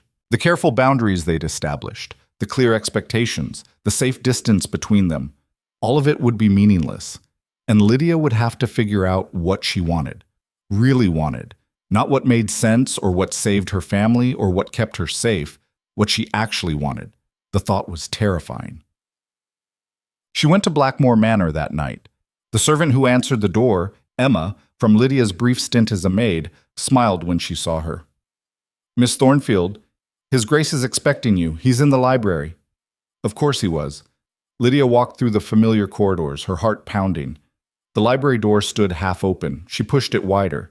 Adrian stood by the window, staring out at the dark grounds. He looked tired, more tired than she'd ever seen him. You paid them, Lydia said. He turned. I did. £20,000. Yes. That's insane, probably. Why did you do it? You know why. No, I don't. Tell me.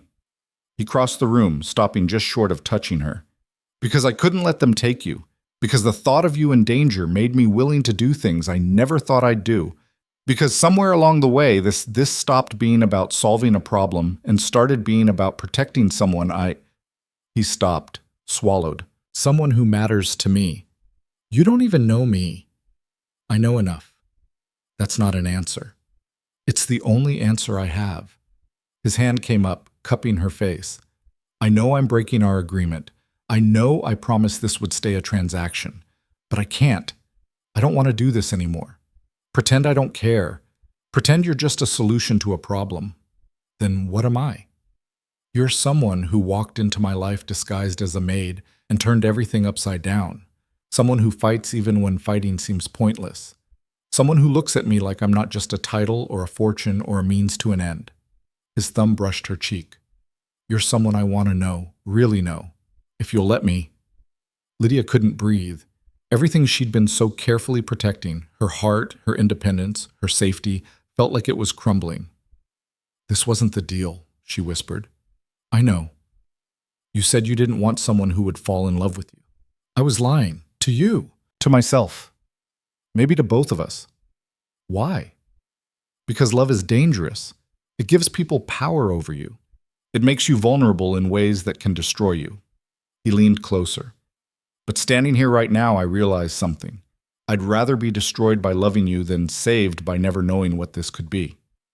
Adrian, I'm not asking you to love me back. I'm not asking you to want this. I'm just asking you to give us a chance, a real chance. Not a business arrangement, not a marriage of convenience, something real. What if it doesn't work? Then it doesn't work, but at least we'll know we tried. What if I hurt you? Then you hurt me. I'll survive.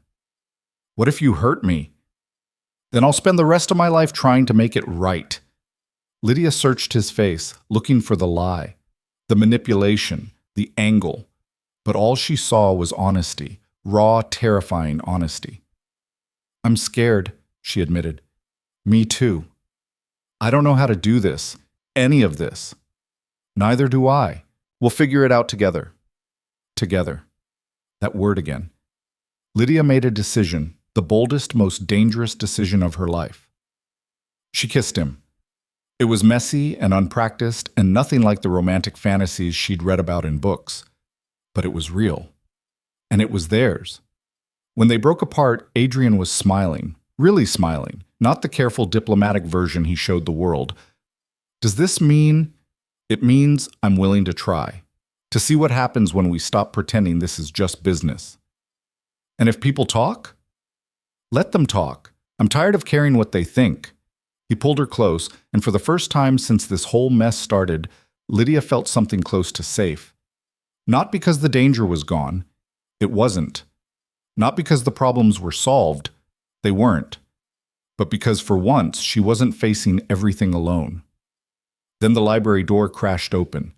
Garrett stood there, flanked by 4 men, all of them armed. "Sorry to interrupt," he said, not sounding sorry at all, "but we have a problem." Adrian shifted, placing himself between Lydia and the intruders. "Get out of my house." "Can't do that, Your Grace. See, your payment was declined." "That's impossible. I had my solicitor deliver it this morning. And very nice it was, too. £20,000 in cash. Shame it's all counterfeit." The world tilted. "You're lying," Adrian said. "Am I? Check with your bank if you don't believe me. Someone switched your real money for fake bills, and according to our agreement, if payment isn't received—" Garrett's eyes locked on Lydia. "The debt transfers to collateral." "No," Adrian said. "Yes. Now step aside, Your Grace, or this gets very unpleasant for everyone." The men behind Garrett drew weapons, pistols, all pointed at Adrian. Lydia's mind raced. Someone had sabotaged the payment. But who? And why? Then she knew. "My father," she said quietly. "He did this, didn't he?" Garrett smiled. "Smart girl. Lord Thornfield made a very interesting proposal. He steals the real money, replaces it with counterfeits, and in exchange, we give him a cut and forget his gambling debts. Everyone wins. Except me. Except you." Adrian's hand found hers, squeezing tight. "You're not taking her. That's not your choice anymore." "Like hell it's not." Garrett raised his pistol, pointing it directly at Adrian's chest. "One more word and I shoot you. Then I take her anyway. Your choice." Lydia's heart stopped. This was it. The moment everything fell apart. Her father had betrayed her one final time. Adrian was about to die trying to protect her, and she was going to be dragged away to a fate worse than anything she'd imagined. Unless— "Wait," she said. "Lydia, no. I'll go with you." "Absolutely not." "I'll go," she said again, louder. "But you let him live. You take me and leave him alone. That's the deal." Garrett considered it. "You'll come quietly? No fighting?" "No fighting." "Lydia, don't do this," Adrian pleaded. "I can fix this. Just give me time." "There is no time." She turned to him, memorizing his face. "Thank you. For everything. For trying. This isn't over." "Yes, it is." She pulled free of his grip and walked toward Garrett. Each step felt like walking to her own execution. Adrian lunged forward. One of Garrett's men hit him with the butt of a pistol. He went down hard. "Adrian!" "He'll be fine," Garrett said, grabbing her arm. "Eventually. Come on." They dragged her from the library, from the manor, from everything she'd almost had. The last thing she saw was Adrian on the floor, blood streaming from his head, reaching for her even though he couldn't stand. Then the door slammed shut, and her new life began. The carriage smelled like sweat and desperation. Lydia sat wedged between 2 of Garrett's men, her wrists bound with rough rope that cut into her skin every time the wheels hit a rut in the road, which was constantly. "Where are you taking me?" she asked for the 3rd time. Garrett, sitting across from her, didn't even look up. "Somewhere you'll be useful." "That's not an answer." "It's the only one you're getting." She tested the ropes again, still tight, still impossible to break. The men on either side of her were built like walls, all muscle and malice, watching her with the kind of attention that made her skin crawl. "Think," she told herself. "There has to be a way out of this." But for the first time in her life, Lydia couldn't see one. Every angle led to the same conclusion. She was trapped, being taken somewhere against her will, and no one was coming to save her. Adrian was injured, possibly worse. Her family had betrayed her. Even if someone wanted to help, they wouldn't know where to look. She was alone. The realization should have terrified her. Instead, it made her angry. "You know this won't work," she said. Garrett finally looked at her. "What won't work?" "Whatever you're planning. The Duke won't just let this go. He'll come after me." "Will he? I hit him pretty hard, might have scrambled his brains a bit. You don't know him. I know men like him. Rich, powerful, used to getting what they want. But when the cost gets too high, they cut their losses and move on." Garrett leaned forward. "You think you're special to him? You're not. You're just another transaction that didn't work out." "You're wrong." "Am I? Then where is he?" Lydia had no answer for that. The carriage rattled on through the night. Hours passed. The city gave way to countryside, then to something that looked like wilderness. No streetlights, no houses. Just darkness and the sound of horses' hooves on dirt roads. Finally, they stopped. One of the men dragged Lydia out of the carriage. She stumbled, her legs numb from sitting in the same position for so long. They were in front of a building that looked like it had been abandoned and then reclaimed by people who didn't care about appearances. The windows were boarded up. The walls were crumbling. A faded sign hung crooked above the door. The Serpent's Den. "Welcome home," Garrett said. They pushed her inside. The interior was worse than the exterior. Smoke hung thick in the air, making everything hazy and dim. Tables crowded the main room, surrounded by men gambling with money they probably didn't have. Women in ragged dresses moved between them, carrying drinks and fake smiles. In the corner, someone was playing a piano that sounded like it was dying. Every eye turned to Lydia as she was marched through. "Fresh meat," someone called out. "Pretty thing. Won't stay that way long." Laughter followed her up a set of stairs that creaked ominously under her weight. Garrett opened a door and shoved her into a small room. It contained a bed, a chair, and nothing else. The window was barred. "You'll work off your father's debt here," he said, "serving drinks, entertaining customers, keeping them happy. And if I refuse, then you'll do it anyway, just with more bruises." He smiled. "I'd recommend cooperation. Makes things easier for everyone." He left, locking the door behind him. Lydia sank onto the bed, which smelled like mildew and crushed hopes. This was it.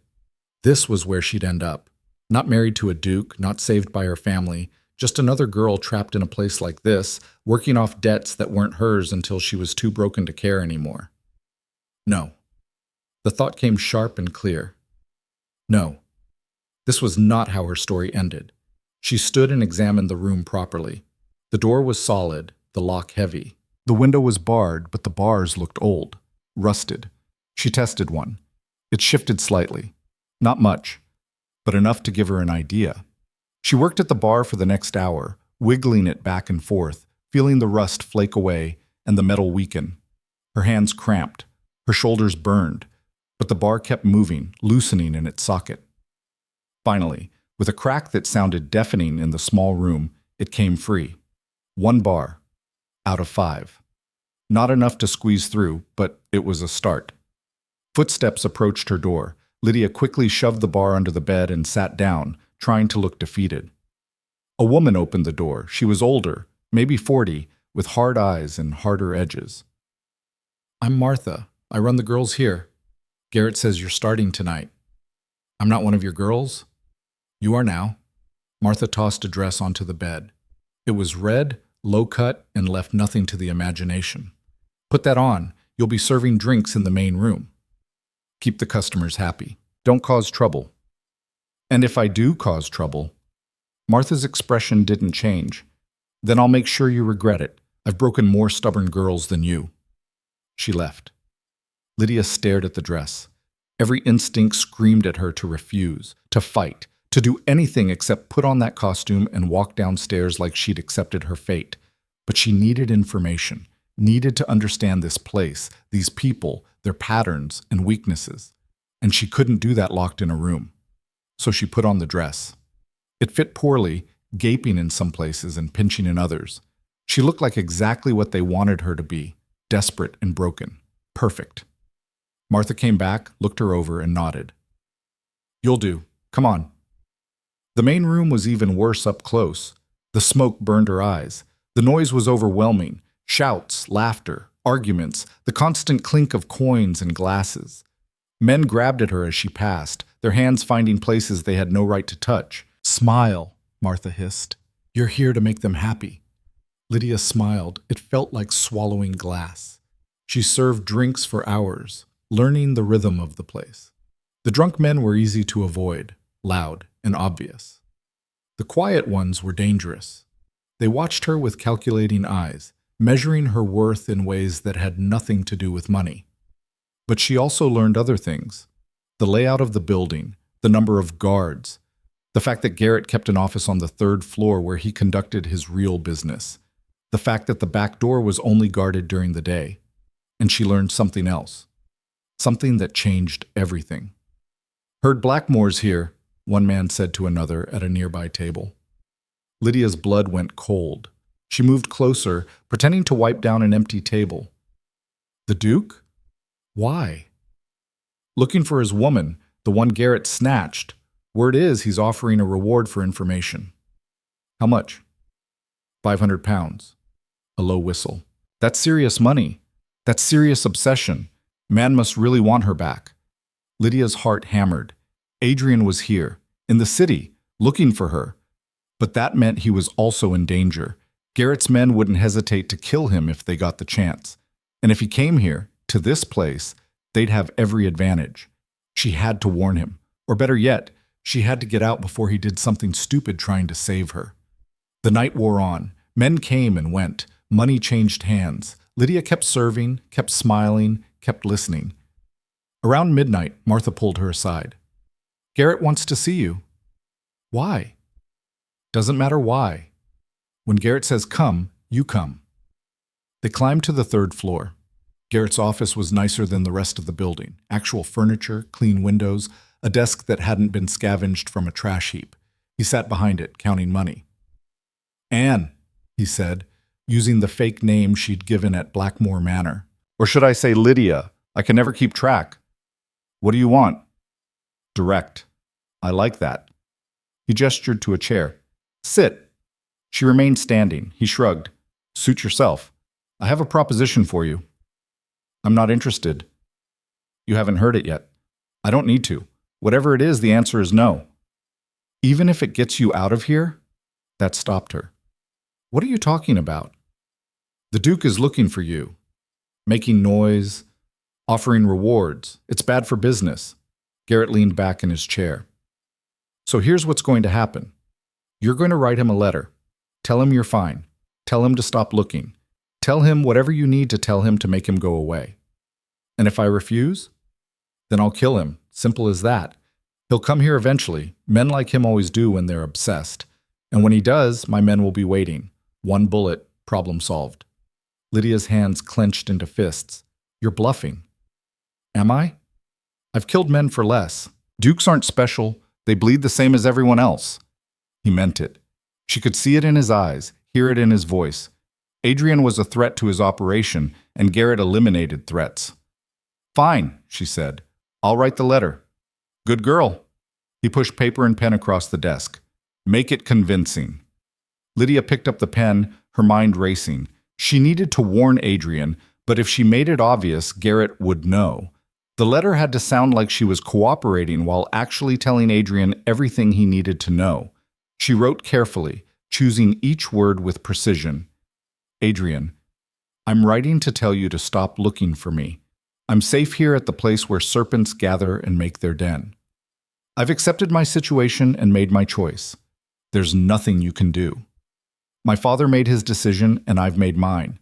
20 mistakes can't be undone, but perhaps other debts can be settled differently. The third option is always the hardest, but sometimes it's the only way out. Please don't come for me. Don't risk yourself for someone who isn't worth the danger. Live your life. Forget about me. L." She pushed the letter across the desk.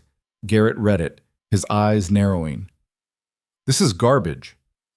"You said make it convincing. That's me being convincing." "It sounds like you're trying to tell him something." "I'm trying to tell him to go away," which is what you wanted. He studied her for a long moment. Then he folded the letter and tucked it into his pocket. "Fine. I'll have it delivered, but if he shows up here, his blood is on your hands." "Understood. Get out." Lydia left, her heart pounding. The letter was coded, badly, but coded nonetheless. The place where serpents gather and make their den was obviously the serpent's den. 20 mistakes was the £20,000, the debt. The third option and third floor were close enough that hopefully Adrian would make the connection to Garrett's office. If he got the letter. If he understood it. If he was smart enough to read between the lines and stupid enough to try a rescue anyway. She went back to her room and waited. The bar came free 3 hours before dawn. then a second one, then a third. Lydia's hands were bleeding, her arms shaking with exhaustion, but she had a gap wide enough to squeeze through. Maybe. She wrapped her hands in strips torn from the bedsheet and went to work on the fourth bar. This one was more stubborn, wedged tight in its socket, but she'd come too far to stop now. Finally, with a grinding crack, it gave way. Lydia stuck her head through the gap. It was tight, painfully tight, but she could fit. The drop to the ground was about 15 feet. She'd probably break something. Better than staying here. She was halfway through the window when she heard the door unlock. No time. She pushed herself through, feeling the metal scrape skin from her sides, and dropped. The landing was bad. Her ankle twisted, sending pain shooting up her leg, but nothing felt broken. She ran. The alley behind the serpent's den was dark and filthy. Lydia limped through it, ignoring the pain, focusing only on getting away. Behind her, shouts erupted. They'd discovered her escape. She burst onto a main street. A few early morning workers stared at her, a woman in a torn red dress, bleeding and limping, but no one stopped her. This wasn't the kind of neighborhood where people asked questions. She had no money, no plan, nowhere to go except Blackmore Manor. If Adrian got the letter, he might still be there, or he might be on his way here. Either way, she had to warn him, had to stop him from walking into Garrett's trap. It was 3 miles. Lydia started walking. Her ankles screamed with each step. Her hands left bloody prints on her dress. People stared, but no one helped.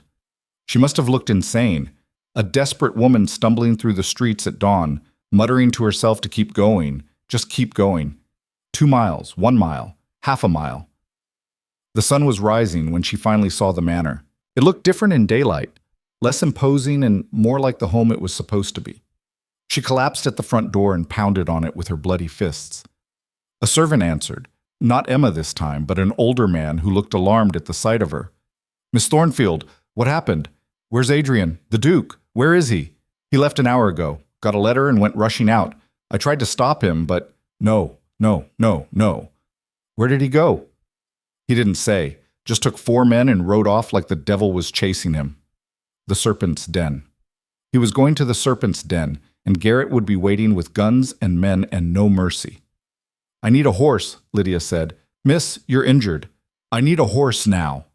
Something in her voice must have convinced him.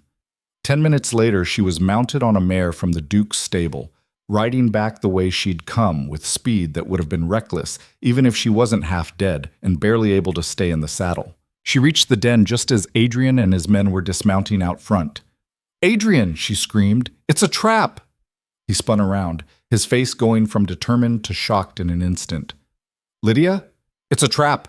Garrett knows you're coming. He's got men inside with guns." The windows of the Serpent's Den exploded outward. Gunfire erupted. Adrian dove behind a water trough. His men scrambled for cover. Lydia threw herself off the horse, landing hard on her already injured ankle. More gunfire, shouting, chaos. Lydia crawled toward Adrian, keeping low. He grabbed her when she got close, pulling her behind the trough with him. "What the hell are you doing here?" he shouted over the noise. "Saving your life, apparently. You escaped?" "Obviously." A bullet splintered the wood above their heads. Adrian pulled her lower, covering her body with his. "We need to get out of here. Not without stopping Garrett. He'll just come after us again." "Lydia, he has documents, proof of all his operations, third-floor office. If we can get them, we can destroy him." Adrian looked at her like she'd lost her mind. "You want to break into a building full of armed men? Do you have a better idea?" Another volley of gunfire. One of Adrian's men went down, clutching his shoulder. "This is insane," Adrian said. "Welcome to my life." Despite everything, the gunfire, the danger, the absolute insanity of their situation, he smiled. "Stay behind me. If this goes wrong, it won't. If it does, run. Promise me." "I promise."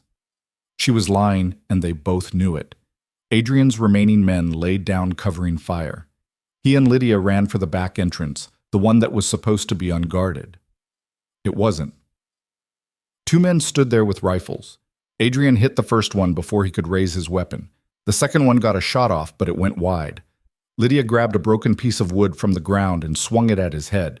It connected with a sickening crack. Did you just— Don't ask, Lydia said.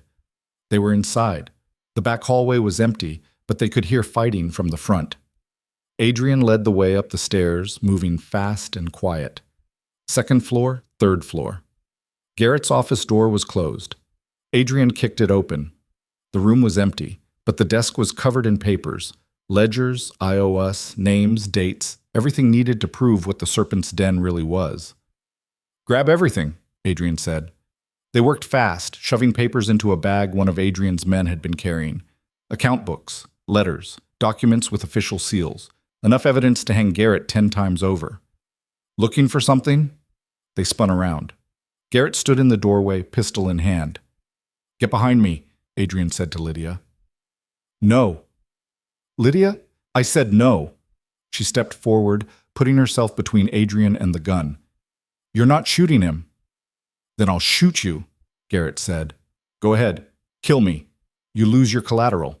The debt becomes uncollectible, and you're still destroyed because we have all your records. Garrett's expression flickered. Uncertainty. It's over, Lydia continued.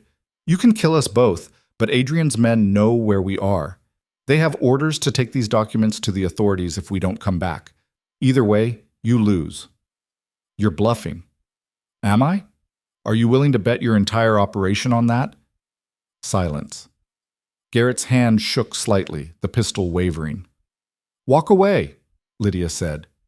Disappear. That's the only option you have left. I should have killed you when I had the chance. Probably. But you didn't. Now it's too late. For a long moment, nobody moved. Then Garrett lowered the pistol. This isn't over, he said. Yes, it is. He backed away, disappeared down the hallway. Lydia's legs gave out. Adrian caught her before she hit the floor. That was the stupidest, bravest thing I've ever seen, he said. I learned from the best. They got out of there fast, taking the evidence with them. Adrian's men had driven off Garrett's guards, and the whole building was in chaos. Perfect cover for an escape. By the time they made it back to Blackmore Manor, the sun was fully up, and Lydia was half unconscious from exhaustion and pain. She woke up in a bed, a real bed with clean sheets and soft pillows. A doctor was bandaging her hands while Adrian hovered nearby looking like he'd aged 10 years. She'll be fine, the doctor said. Bruised, battered, but nothing permanent. She needs rest. Thank you, Adrian said. The doctor left. Adrian sat on the edge of the bed, carefully taking her bandaged hand.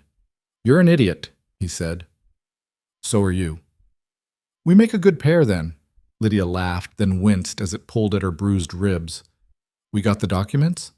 All of them. Enough to shut down the Serpent's Den permanently and put Garrett in prison for the rest of his life. And my father? Adrian's expression darkened. The authorities have been notified. He'll be arrested for fraud and conspiracy. Good. Lydia. He tried to sell me. Twice. I'm done protecting him. Adrian squeezed her hand gently. I'm sorry for all of it. Don't be. If none of this had happened, I never would have met you. You would have been better off. No, I wouldn't have. She met his eyes. I meant what I said in the library, before Garrett showed up, about trying, about seeing what this could be. You nearly died. But I didn't. We didn't. And we have a wedding in 2 weeks, assuming you still want— Of course I still want to marry you. Are you insane? After everything we just went through, you think I'd change my mind now? I had to ask. He leaned down, kissing her forehead gently. Get some rest. When you wake up, we'll figure out the rest. Together? Always together. Lydia closed her eyes, finally letting exhaustion take her. For the first time in longer than she could remember, she felt safe. Not because the danger was gone, not because the problems were solved, but because she wasn't alone anymore. And that made all the difference. Lydia woke to sunlight streaming through windows that actually had glass in them. For a moment, she forgot where she was. Then the events of the previous day came rushing back. The escape, the gunfight, confronting Garrett with nothing but words and wounded pride. She'd won. They'd won. The realization felt strange, unfamiliar, like trying on clothes that belonged to someone else. A knock at the door interrupted her thoughts. Catherine peeked in, her face lighting up when she saw Lydia was awake. You're alive, she said, rushing to the bedside. Disappointed? Terrified. When we heard what happened, Catherine's voice broke. Margaret cried. Actually cried. I didn't think she remembered how. Where is she? Downstairs with Adrian planning your funeral. They weren't sure you'd wake up. I'm harder to kill than I look. Apparently. Catherine sat on the edge of the bed, carefully avoiding Lydia's bandaged hands. Father was arrested this morning. Did Adrian tell you? He mentioned it. They're saying he'll hang for fraud, for conspiracy with Garrett. Catherine's expression was complicated. Grief and anger and relief all mixed together. Part of me thinks he deserves it. The rest of me can't believe it's come to this. He made his choices. So did you. You could have run, could have saved yourself and let the rest of us burn. But you didn't. Of course I didn't. You're my sister. Margaret says you're a fool. Margaret always says that. She also says she's proud of you. She'd never admit it to your face, but she told me last night. Said you did what she never could have done. That almost made Lydia cry. Almost. The door opened wider. Margaret herself appeared, carrying a tray with tea and what looked like actual food. Not the scraps they'd been surviving on for months, but real breakfast. Eggs, toast, jam that probably cost more than their monthly budget used to be.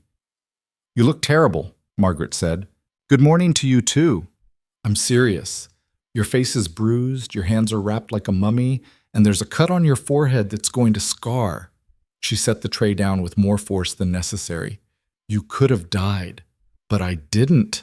That's not the point. Then what is the point, Margaret? Her sister's face crumpled. The point is that I was awful to you. I spent months telling you to be practical, to accept your fate, to stop fighting, and you ignored me.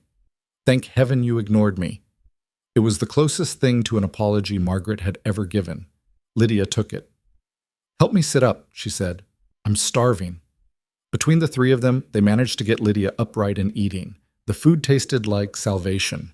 She hadn't realized how hungry she was until she started eating and couldn't stop. The wedding is in 8 days, Margaret said, assuming you still want to go through with it. Why wouldn't I?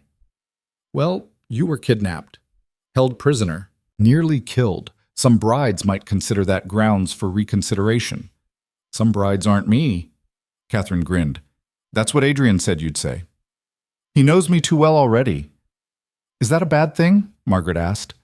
Lydia thought about it, about the way Adrian had looked at her in the library, before everything went wrong, the way he'd covered her body with his during the gunfight, the way he'd sat by her bed all night. According to the servants' gossip, Catherine was happy to share. No, she said finally. It's not a bad thing. Adrian found her that afternoon in the gardens. She'd insisted on getting out of bed despite everyone's protests, and now sat on a bench pretending her ankle wasn't screaming and her ribs didn't feel like someone had used them for target practice. You're supposed to be resting, he said. I've been resting. I got bored. You've been awake for 6 hours. Exactly. That's far too long to stay in bed when I'm not actually dying. He sat beside her, careful not to jostle her injuries. For a moment, neither of them spoke. The garden was beautiful, carefully maintained by people who actually knew what they were doing, unlike the wild overgrowth at the Thornfield estate. I went to see your father, Adrian said quietly. Lydia's stomach clenched. Why? Because I needed to understand why he did it, all of it.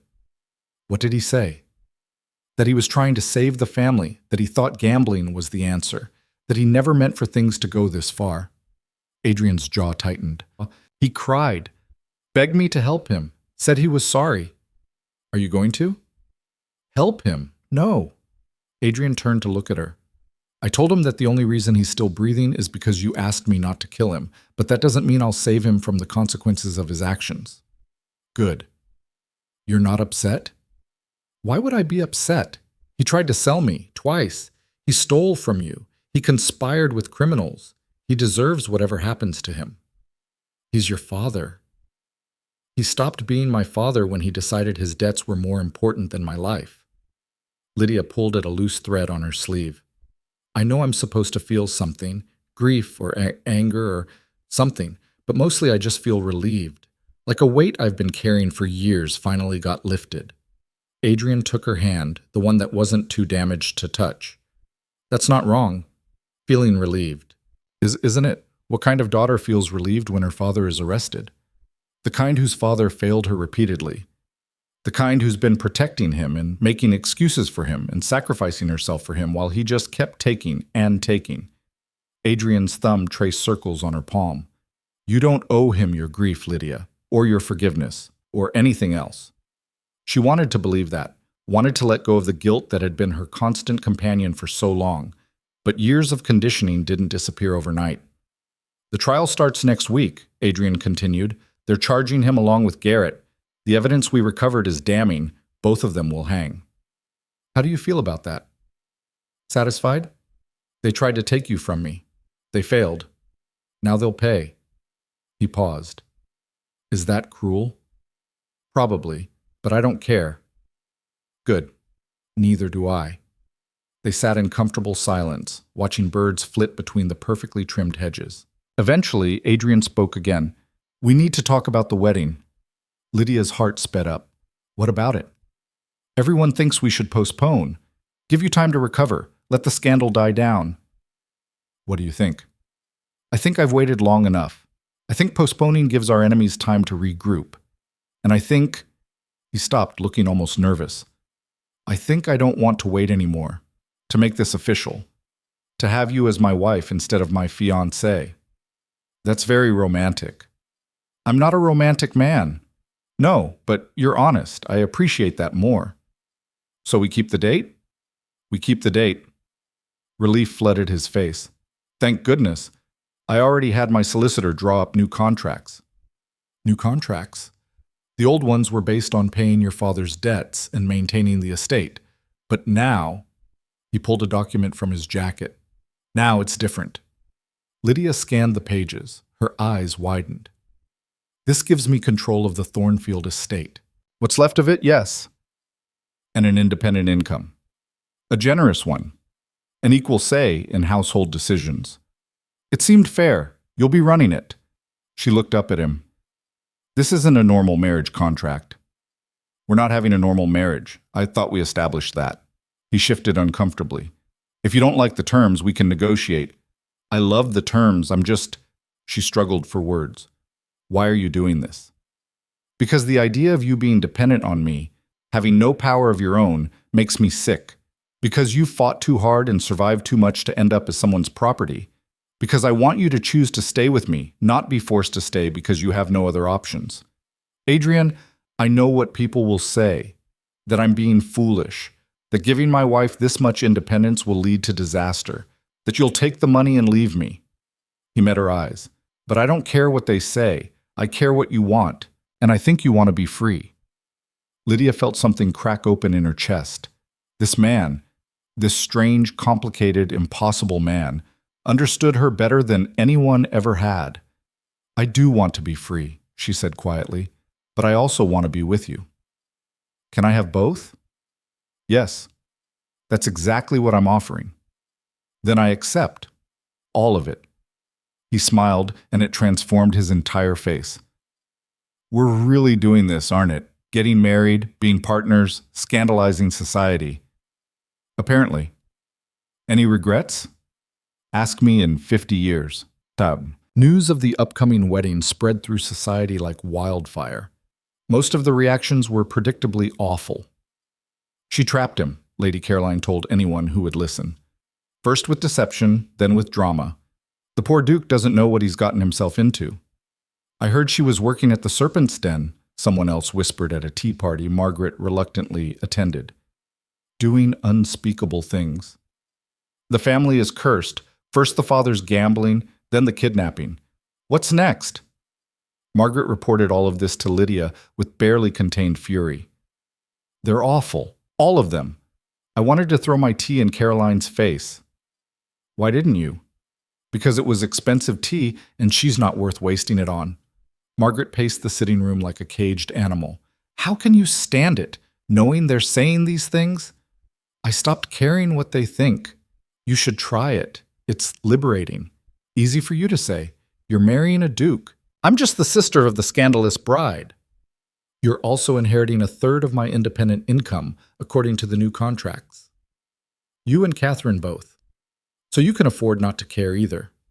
Margaret stopped pacing. What? Adrian insisted, said you shouldn't suffer because our father was an idiot. You'll each get enough to live comfortably. Marry who you want. Or don't marry at all if you prefer. For once, Margaret was speechless. Catherine, when she heard, cried for an hour straight. I can go to school, she kept saying. Really go. Study music. Not as a hobby, but as a career. If that's what you want, Lydia said. It is.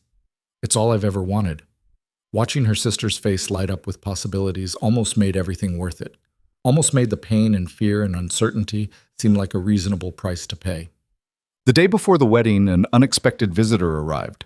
Lord Pembroke, the same man Adrian had humiliated at the Ashford ball, requested an audience. Adrian wanted to refuse, but Lydia was curious. Let him in, she said. I want to hear what he has to say. Pembroke looked older than Lydia remembered, tired. He sat in Adrian's study with the posture of a man who'd been beaten and knew it. Your Grace, Miss Thornfield. He nodded to each of them. Thank you for seeing me. You have 5 minutes, Adrian said coldly. I'll be brief. Pembroke cleared his throat. I came to apologize for my behavior at the ball, for the things I said about Miss Thornfield. I was wrong. Silence. That's it? Adrian asked. That's your apology? What else would you like me to say? How about why you're really here? Because I don't believe for a second that you traveled all this way just to apologize for being rude. Pembroke's facade cracked slightly. Fine. You want honesty? I'm here because you're winning. The evidence you gathered from the Serpent's Den implicated half the peerage. Men I thought were allies are either arrested or fleeing the country. The power structure I've spent my entire life navigating is collapsing. Good, Lydia said. Good? Pembroke looked at her like she'd grown a second head. Do you have any idea what you've done? The chaos you've created? We've exposed corruption, put criminals in prison, stopped people from being exploited and abused. Yes, I know exactly what we've done, and I'd do it again. You've destroyed the natural order. The natural order was broken, Adrian interrupted. It protected men like Garrett while preying on people like Lydia. If our actions destroyed that, then good. It deserved to be destroyed. Pembroke stood, his face red. You're making enemies, Blackmore. Powerful ones. This crusade of yours will come back to haunt you. Let it. I'm not afraid. You should be. I'm not afraid either, Lydia said, standing despite the pain in her ankle. We've already faced worse than whatever you and your friends can throw at us, and we're still here, still standing, still fighting. Foolish girl. Careful. Adrian's voice dropped to something dangerous. That's my wife you're talking about. She's not your wife yet. She will be tomorrow. And after that, if you ever speak to her with anything less than complete respect, I will destroy you. Not politically, not financially, personally. Do you understand? Pembroke understood. He left without another word. When he was gone, Adrian turned to Lydia. I probably shouldn't have threatened him. Probably not. But I appreciate it anyway. This isn't going to be easy, being married to me. There will always be people like Pembroke, people who hate what we represent. What do we represent? Change. The idea that power doesn't have to be inherited or bought. That people from fallen families can rise again. That women can have agency. That love matters more than status. He moved closer. We're dangerous, Lydia, to people who benefit from the way things are. Good. Let's be dangerous together. He kissed her then, careful of her injuries, and it felt like a promise, like a declaration of war, like the beginning of something that would either save them or destroy them. Either way, it was theirs. The wedding took place on a bright morning that seemed designed specifically to mock every person who'd predicted disaster. The church was packed. Half the attendees were there to support them. The other half were there hoping to witness a catastrophe. Lydia could tell which was which by their expressions. She walked down the aisle alone. Her father was in prison awaiting trial. She had no male relative willing to give her away, so she gave herself, which felt appropriate. Margaret and Catherine sat in the front row, both crying. Mrs. Winters was there too, looking proud. Even some of the servants from her brief time working at the manor had come. And at the altar stood Adrian, watching her approach with an expression that made her heart stutter. Not love. Not yet. Maybe not ever in the traditional sense. But something real. Something solid. Something that felt like it might last. The ceremony was traditional. The vows were standard. But when Adrian slipped the ring onto her finger, Lydia felt something shift in the universe, like a door closing on one life and opening on another. I now pronounce you husband and wife. Adrian kissed her, and the church erupted in applause. Not everyone clapped. Lady Caroline sat with her arms crossed, looking like she'd swallowed vinegar, but enough people did that it drowned out the disapproval. They walked back down the aisle together, and Lydia caught sight of their reflection in a window. They looked different than she'd expected. Not like a duke and his desperate bride. Like partners, equals, two people who'd chosen each other against all logic and reason. The reception was held at Blackmore Manor. It should have been awkward, the whispers, the stares, the judgment hanging thick in the air, but Lydia found she didn't care. She danced with Adrian, with Catherine, with Margaret, who actually laughed when Lydia stepped on her foot. She ate food that wasn't rationed, drank wine that didn't taste like vinegar, wore a dress that fit properly, and she felt free. Not because her problems were solved. The estate still needed work. Society still judged her. Adrian's enemies were circling, looking for weakness. But for the first time in years, Lydia felt like she had a say in her own life. Like her future belonged to her, instead of being determined by debts and desperation and the whims of cruel men. Late in the evening, Adrian found her on the terrace, escaping the noise and crowd. Hiding? He asked. Breathing. There's a difference. He joined her, looking out at the grounds. How are you feeling? Like I just survived something impossible. The wedding or everything leading up to it? Yes. He laughed. It was easier between them now. The careful distance had dissolved, replaced by something more genuine. They still argued about politics, about household management, about whether the East Wing really needed renovation. But they argued as equals, and that made all the difference. I have something for you, Adrian said, pulling out a document. More contracts? The deed to the Thornfield estate. It's yours now, completely. To do with as you wish. Lydia stared at the paper. The estate that had been crumbling, failing, dying under her father's mismanagement. The home she'd fought so hard to save. I don't know what to do with it, she admitted. Then figure it out. You have time. What if I fail? Then you fail and try something else. That's what partners do. They try things. Sometimes they work, sometimes they don't, but at least they try together. She folded the deed carefully, tucking it into her bodice. Thank you. For all of this. For believing I could be more than what everyone else saw. I didn't make you into anything, Lydia. I just gave you room to be yourself. Is that what you think you did? Isn't it? She considered that. Thought about the girl she'd been 6 months ago, desperate, angry, willing to disguise herself as a servant just to feel some sense of control. And the woman she was now, still angry, still fighting, but fighting for something instead of just against everything. Maybe, she said, or maybe we gave each other room to be more than what we were supposed to be. I like that better. They stood in comfortable silence, watching the party continue inside. Through the windows, Lydia could see Margaret dancing with the vicar's son, looking happier than she had in years. Catherine was talking animatedly with a group of musicians, her face lit up with excitement. Her family wasn't perfect, her marriage wasn't traditional. Her life wasn't the fairy tale people expected, but it was hers, and that was enough. 6 months later, the Thornfield estate was unrecognizable. Lydia had torn down the rotting East Wing entirely, built new structures in its place. Not a grand manor, but practical buildings. Housing for tenants, a school for local children, workshops for craftsmen. You're turning it into a village, Adrian observed, watching construction from horseback. Is that bad? It's unusual. Most estates focus on maintaining appearances. I'm done maintaining appearances. I want it to be useful. The estate was profitable too, which surprised everyone, including Lydia. Turns out that when you paid workers fair wages and gave them decent housing, they worked harder.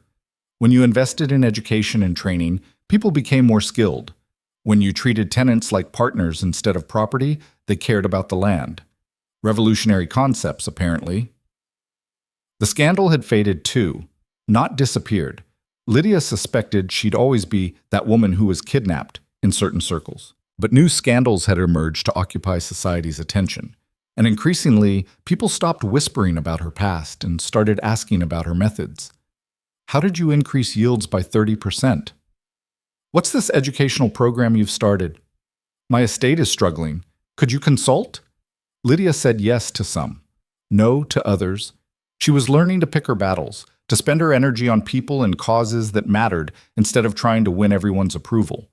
Adrian supported her through all of it, not by taking over or managing her decisions, but by being present, offering advice when asked, stepping back when she needed to figure things out herself, defending her when society's judgment got too vicious.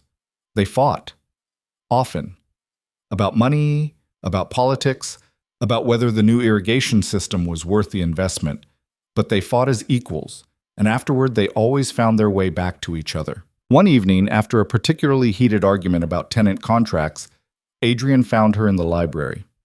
"I'm still right," he said. "You're still wrong. We could compromise. We could, but we won't."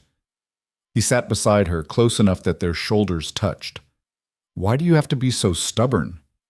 You married me knowing I was stubborn. Too late to complain now." "I'm not complaining, just observing." They sat in silence for a moment. Then Adrian said, "I love you." Lydia's breath caught. It was the first time he'd said it. They'd built a life together, fought side by side, created something new from the ruins of what they'd been, but they'd never said those words. "You don't have to say it back," he added quickly. "I just wanted you to know that this, us, it's not about the arrangement anymore. It's not about solving problems or making things work. I love you, the way you fight, the way you refuse to give up, the way you look in the world and see possibilities instead of just obstacles." Lydia turned to face him, studied the face that had become as familiar as her own, saw the vulnerability in his eyes, the fear that she might not feel the same way. "I love you too," she said, "even when you're wrong, which is often. I'm never wrong. See? This is why we fight." But she was smiling, and so was he. They kissed, and it felt different than before. Not careful or calculated or part of some agreement. Just honest, just real. "We should go to bed," Adrian said eventually. "It's barely dark." "I wasn't suggesting sleep. Scandalous." "You married a scandal. What did you expect?" A year after their wedding, Lord Thornfield was hanged. Lydia didn't attend. Neither did Margaret or Catherine. They'd said their goodbyes the only way that mattered, by building lives that didn't need him. Garrett hanged alongside him. The Serpent's Den was shut down, its assets seized, its victims finally freed. Some of them came to Lydia, looking for work, for help, for a second chance.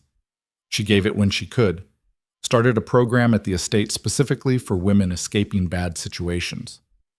"You're building an empire of misfits," Adrian observed. "Is that a complaint?"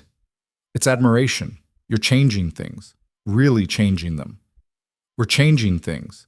You helped with the legal frameworks, the funding, the political pressure. I just provided resources. You're the one actually doing the work." "Partners," Lydia reminded him. "We're doing this together." He smiled. Together. The word had become their touchstone, their promise, their reminder that they'd chosen this, chosen each other, and that choice mattered more than blood or status or what society expected. 2 years after the wedding, Catherine performed her first public concert. Lydia and Adrian sat in the front row, watching her command the stage with the same fierce determination that ran through their entire family. The audience was entranced. "She's brilliant," Adrian whispered. "Of course she is. She's a Thornfield. Technically, she's a Blackmore now. We formally adopted her and Margaret, remember? A name doesn't change who she is. She'll always be my sister." 3 years after the wedding, Margaret married the vicar's son in a small ceremony at the estate. It wasn't grand or society approved, but it was happy.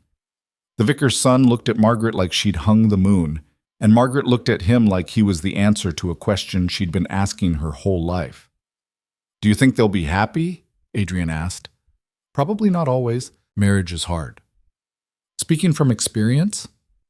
Daily experience. He pulled her closer. "Would you do it again? Knowing everything you know now?" Lydia thought about it. About the fear and pain and uncertainty. About the fights and failures and moments of pure terror. About standing in her father's crumbling study being told she was to be sold to solve his problems. "Yes," she said, "I'd do it all again because it led here. To this. To us. Even the parts where you nearly died? Especially those parts. They taught me I'm stronger than I thought. You've always been strong, Lydia. Maybe, but I didn't believe it until I had to." 5 years after the wedding, they stood in the rebuilt east wing of the Thornfield estate, now a thriving community center, and watched children learn to read and write. Saw craftsmen teaching trades, witnessed women learning skills that would let them support themselves. "We did this," Lydia said softly. "You did this. I just helped." "No, we did it together, just like everything else." Adrian took her hand, lacing their fingers together. "Do you ever miss it? The simplicity of before?" "You mean when I was poor and desperate and being sold to the highest bidder? Fair point. I don't miss any of it. Not the poverty, not the fear, not the constant fighting just to survive." She squeezed his hand. "But I'm grateful for it. Because it made me who I am. And who I am is someone who doesn't give up, who fights for what matters, who chooses fire over fear every single time. That's what I love most about you. Your refusal to be anything other than yourself. Even when myself is difficult and stubborn and argumentative. Especially then." They kissed, surrounded by the proof that survival wasn't just about enduring. It was about transforming, taking the worst moments of your life and turning them into something that mattered. The girl who'd disguised herself as a servant to avoid being judged like livestock had become a duchess who changed the rules. The desperate woman who'd agreed to a loveless marriage had found love anyway, messy and complicated and real. And the estate that had been falling apart, dying piece by piece, had become a place where people rebuilt their lives. Where second chances weren't just possible, but expected. Where failure was a step toward success instead of a final judgment. They left the community center as the sun set, painting the sky in shades of fire and gold. The Thornfield estate stretched out before them. Not perfect, not complete, but alive. Growing, changing, like them. "What do you want to do tomorrow?" Adrian asked. "Start a new project. Fight with the local council about tenant rights. Argue with you about something trivial." Sounds perfect. Doesn't it? Because that was the truth they'd discovered together. Perfection wasn't the goal. Growth was. Change was. Change. Choosing each other every day, even when it was hard. Especially when it was hard. They walked back to the manor hand in hand, two people who'd survived the worst and built something better from the ruins. Not because they were perfect, not because they had all the answers, but because they'd been brave enough to choose fire over fear, to rewrite the rules instead of accepting them. To believe that love, real love, earned and fought for and built day by day, was worth more than any transaction or arrangement or practical solution. And in the end, they proved something the world had tried very hard to make them forget. That survival wasn't enough. That enduring wasn't the same as living. That the harshest environments, the cruelest systems, the most impossible circumstances could all be transformed by two people who refused to give up. By two people who chose partnership over power, truth over tradition, each other over everything else. They'd been told their marriage would fail, that their differences would destroy them, that Lydia was too broken and Adrian too careful, and together they'd implode spectacularly. They'd proven everyone wrong, not by being perfect, but by being real, by fighting and failing and getting back up, by loving each other fiercely and honestly, even when it was terrifying. And years later, when people asked Lydia about her life, about how she'd survived, how she'd built an empire from nothing, how she'd changed the rules of society itself, she always gave the same answer. I stopped waiting for someone to save me. I saved myself. and then I found someone worth building a life with. It wasn't the answer they expected. It wasn't a fairy tale or a romance or a story about being rescued. It was better. It was true. And truth, Lydia had learned, was the most powerful weapon of all.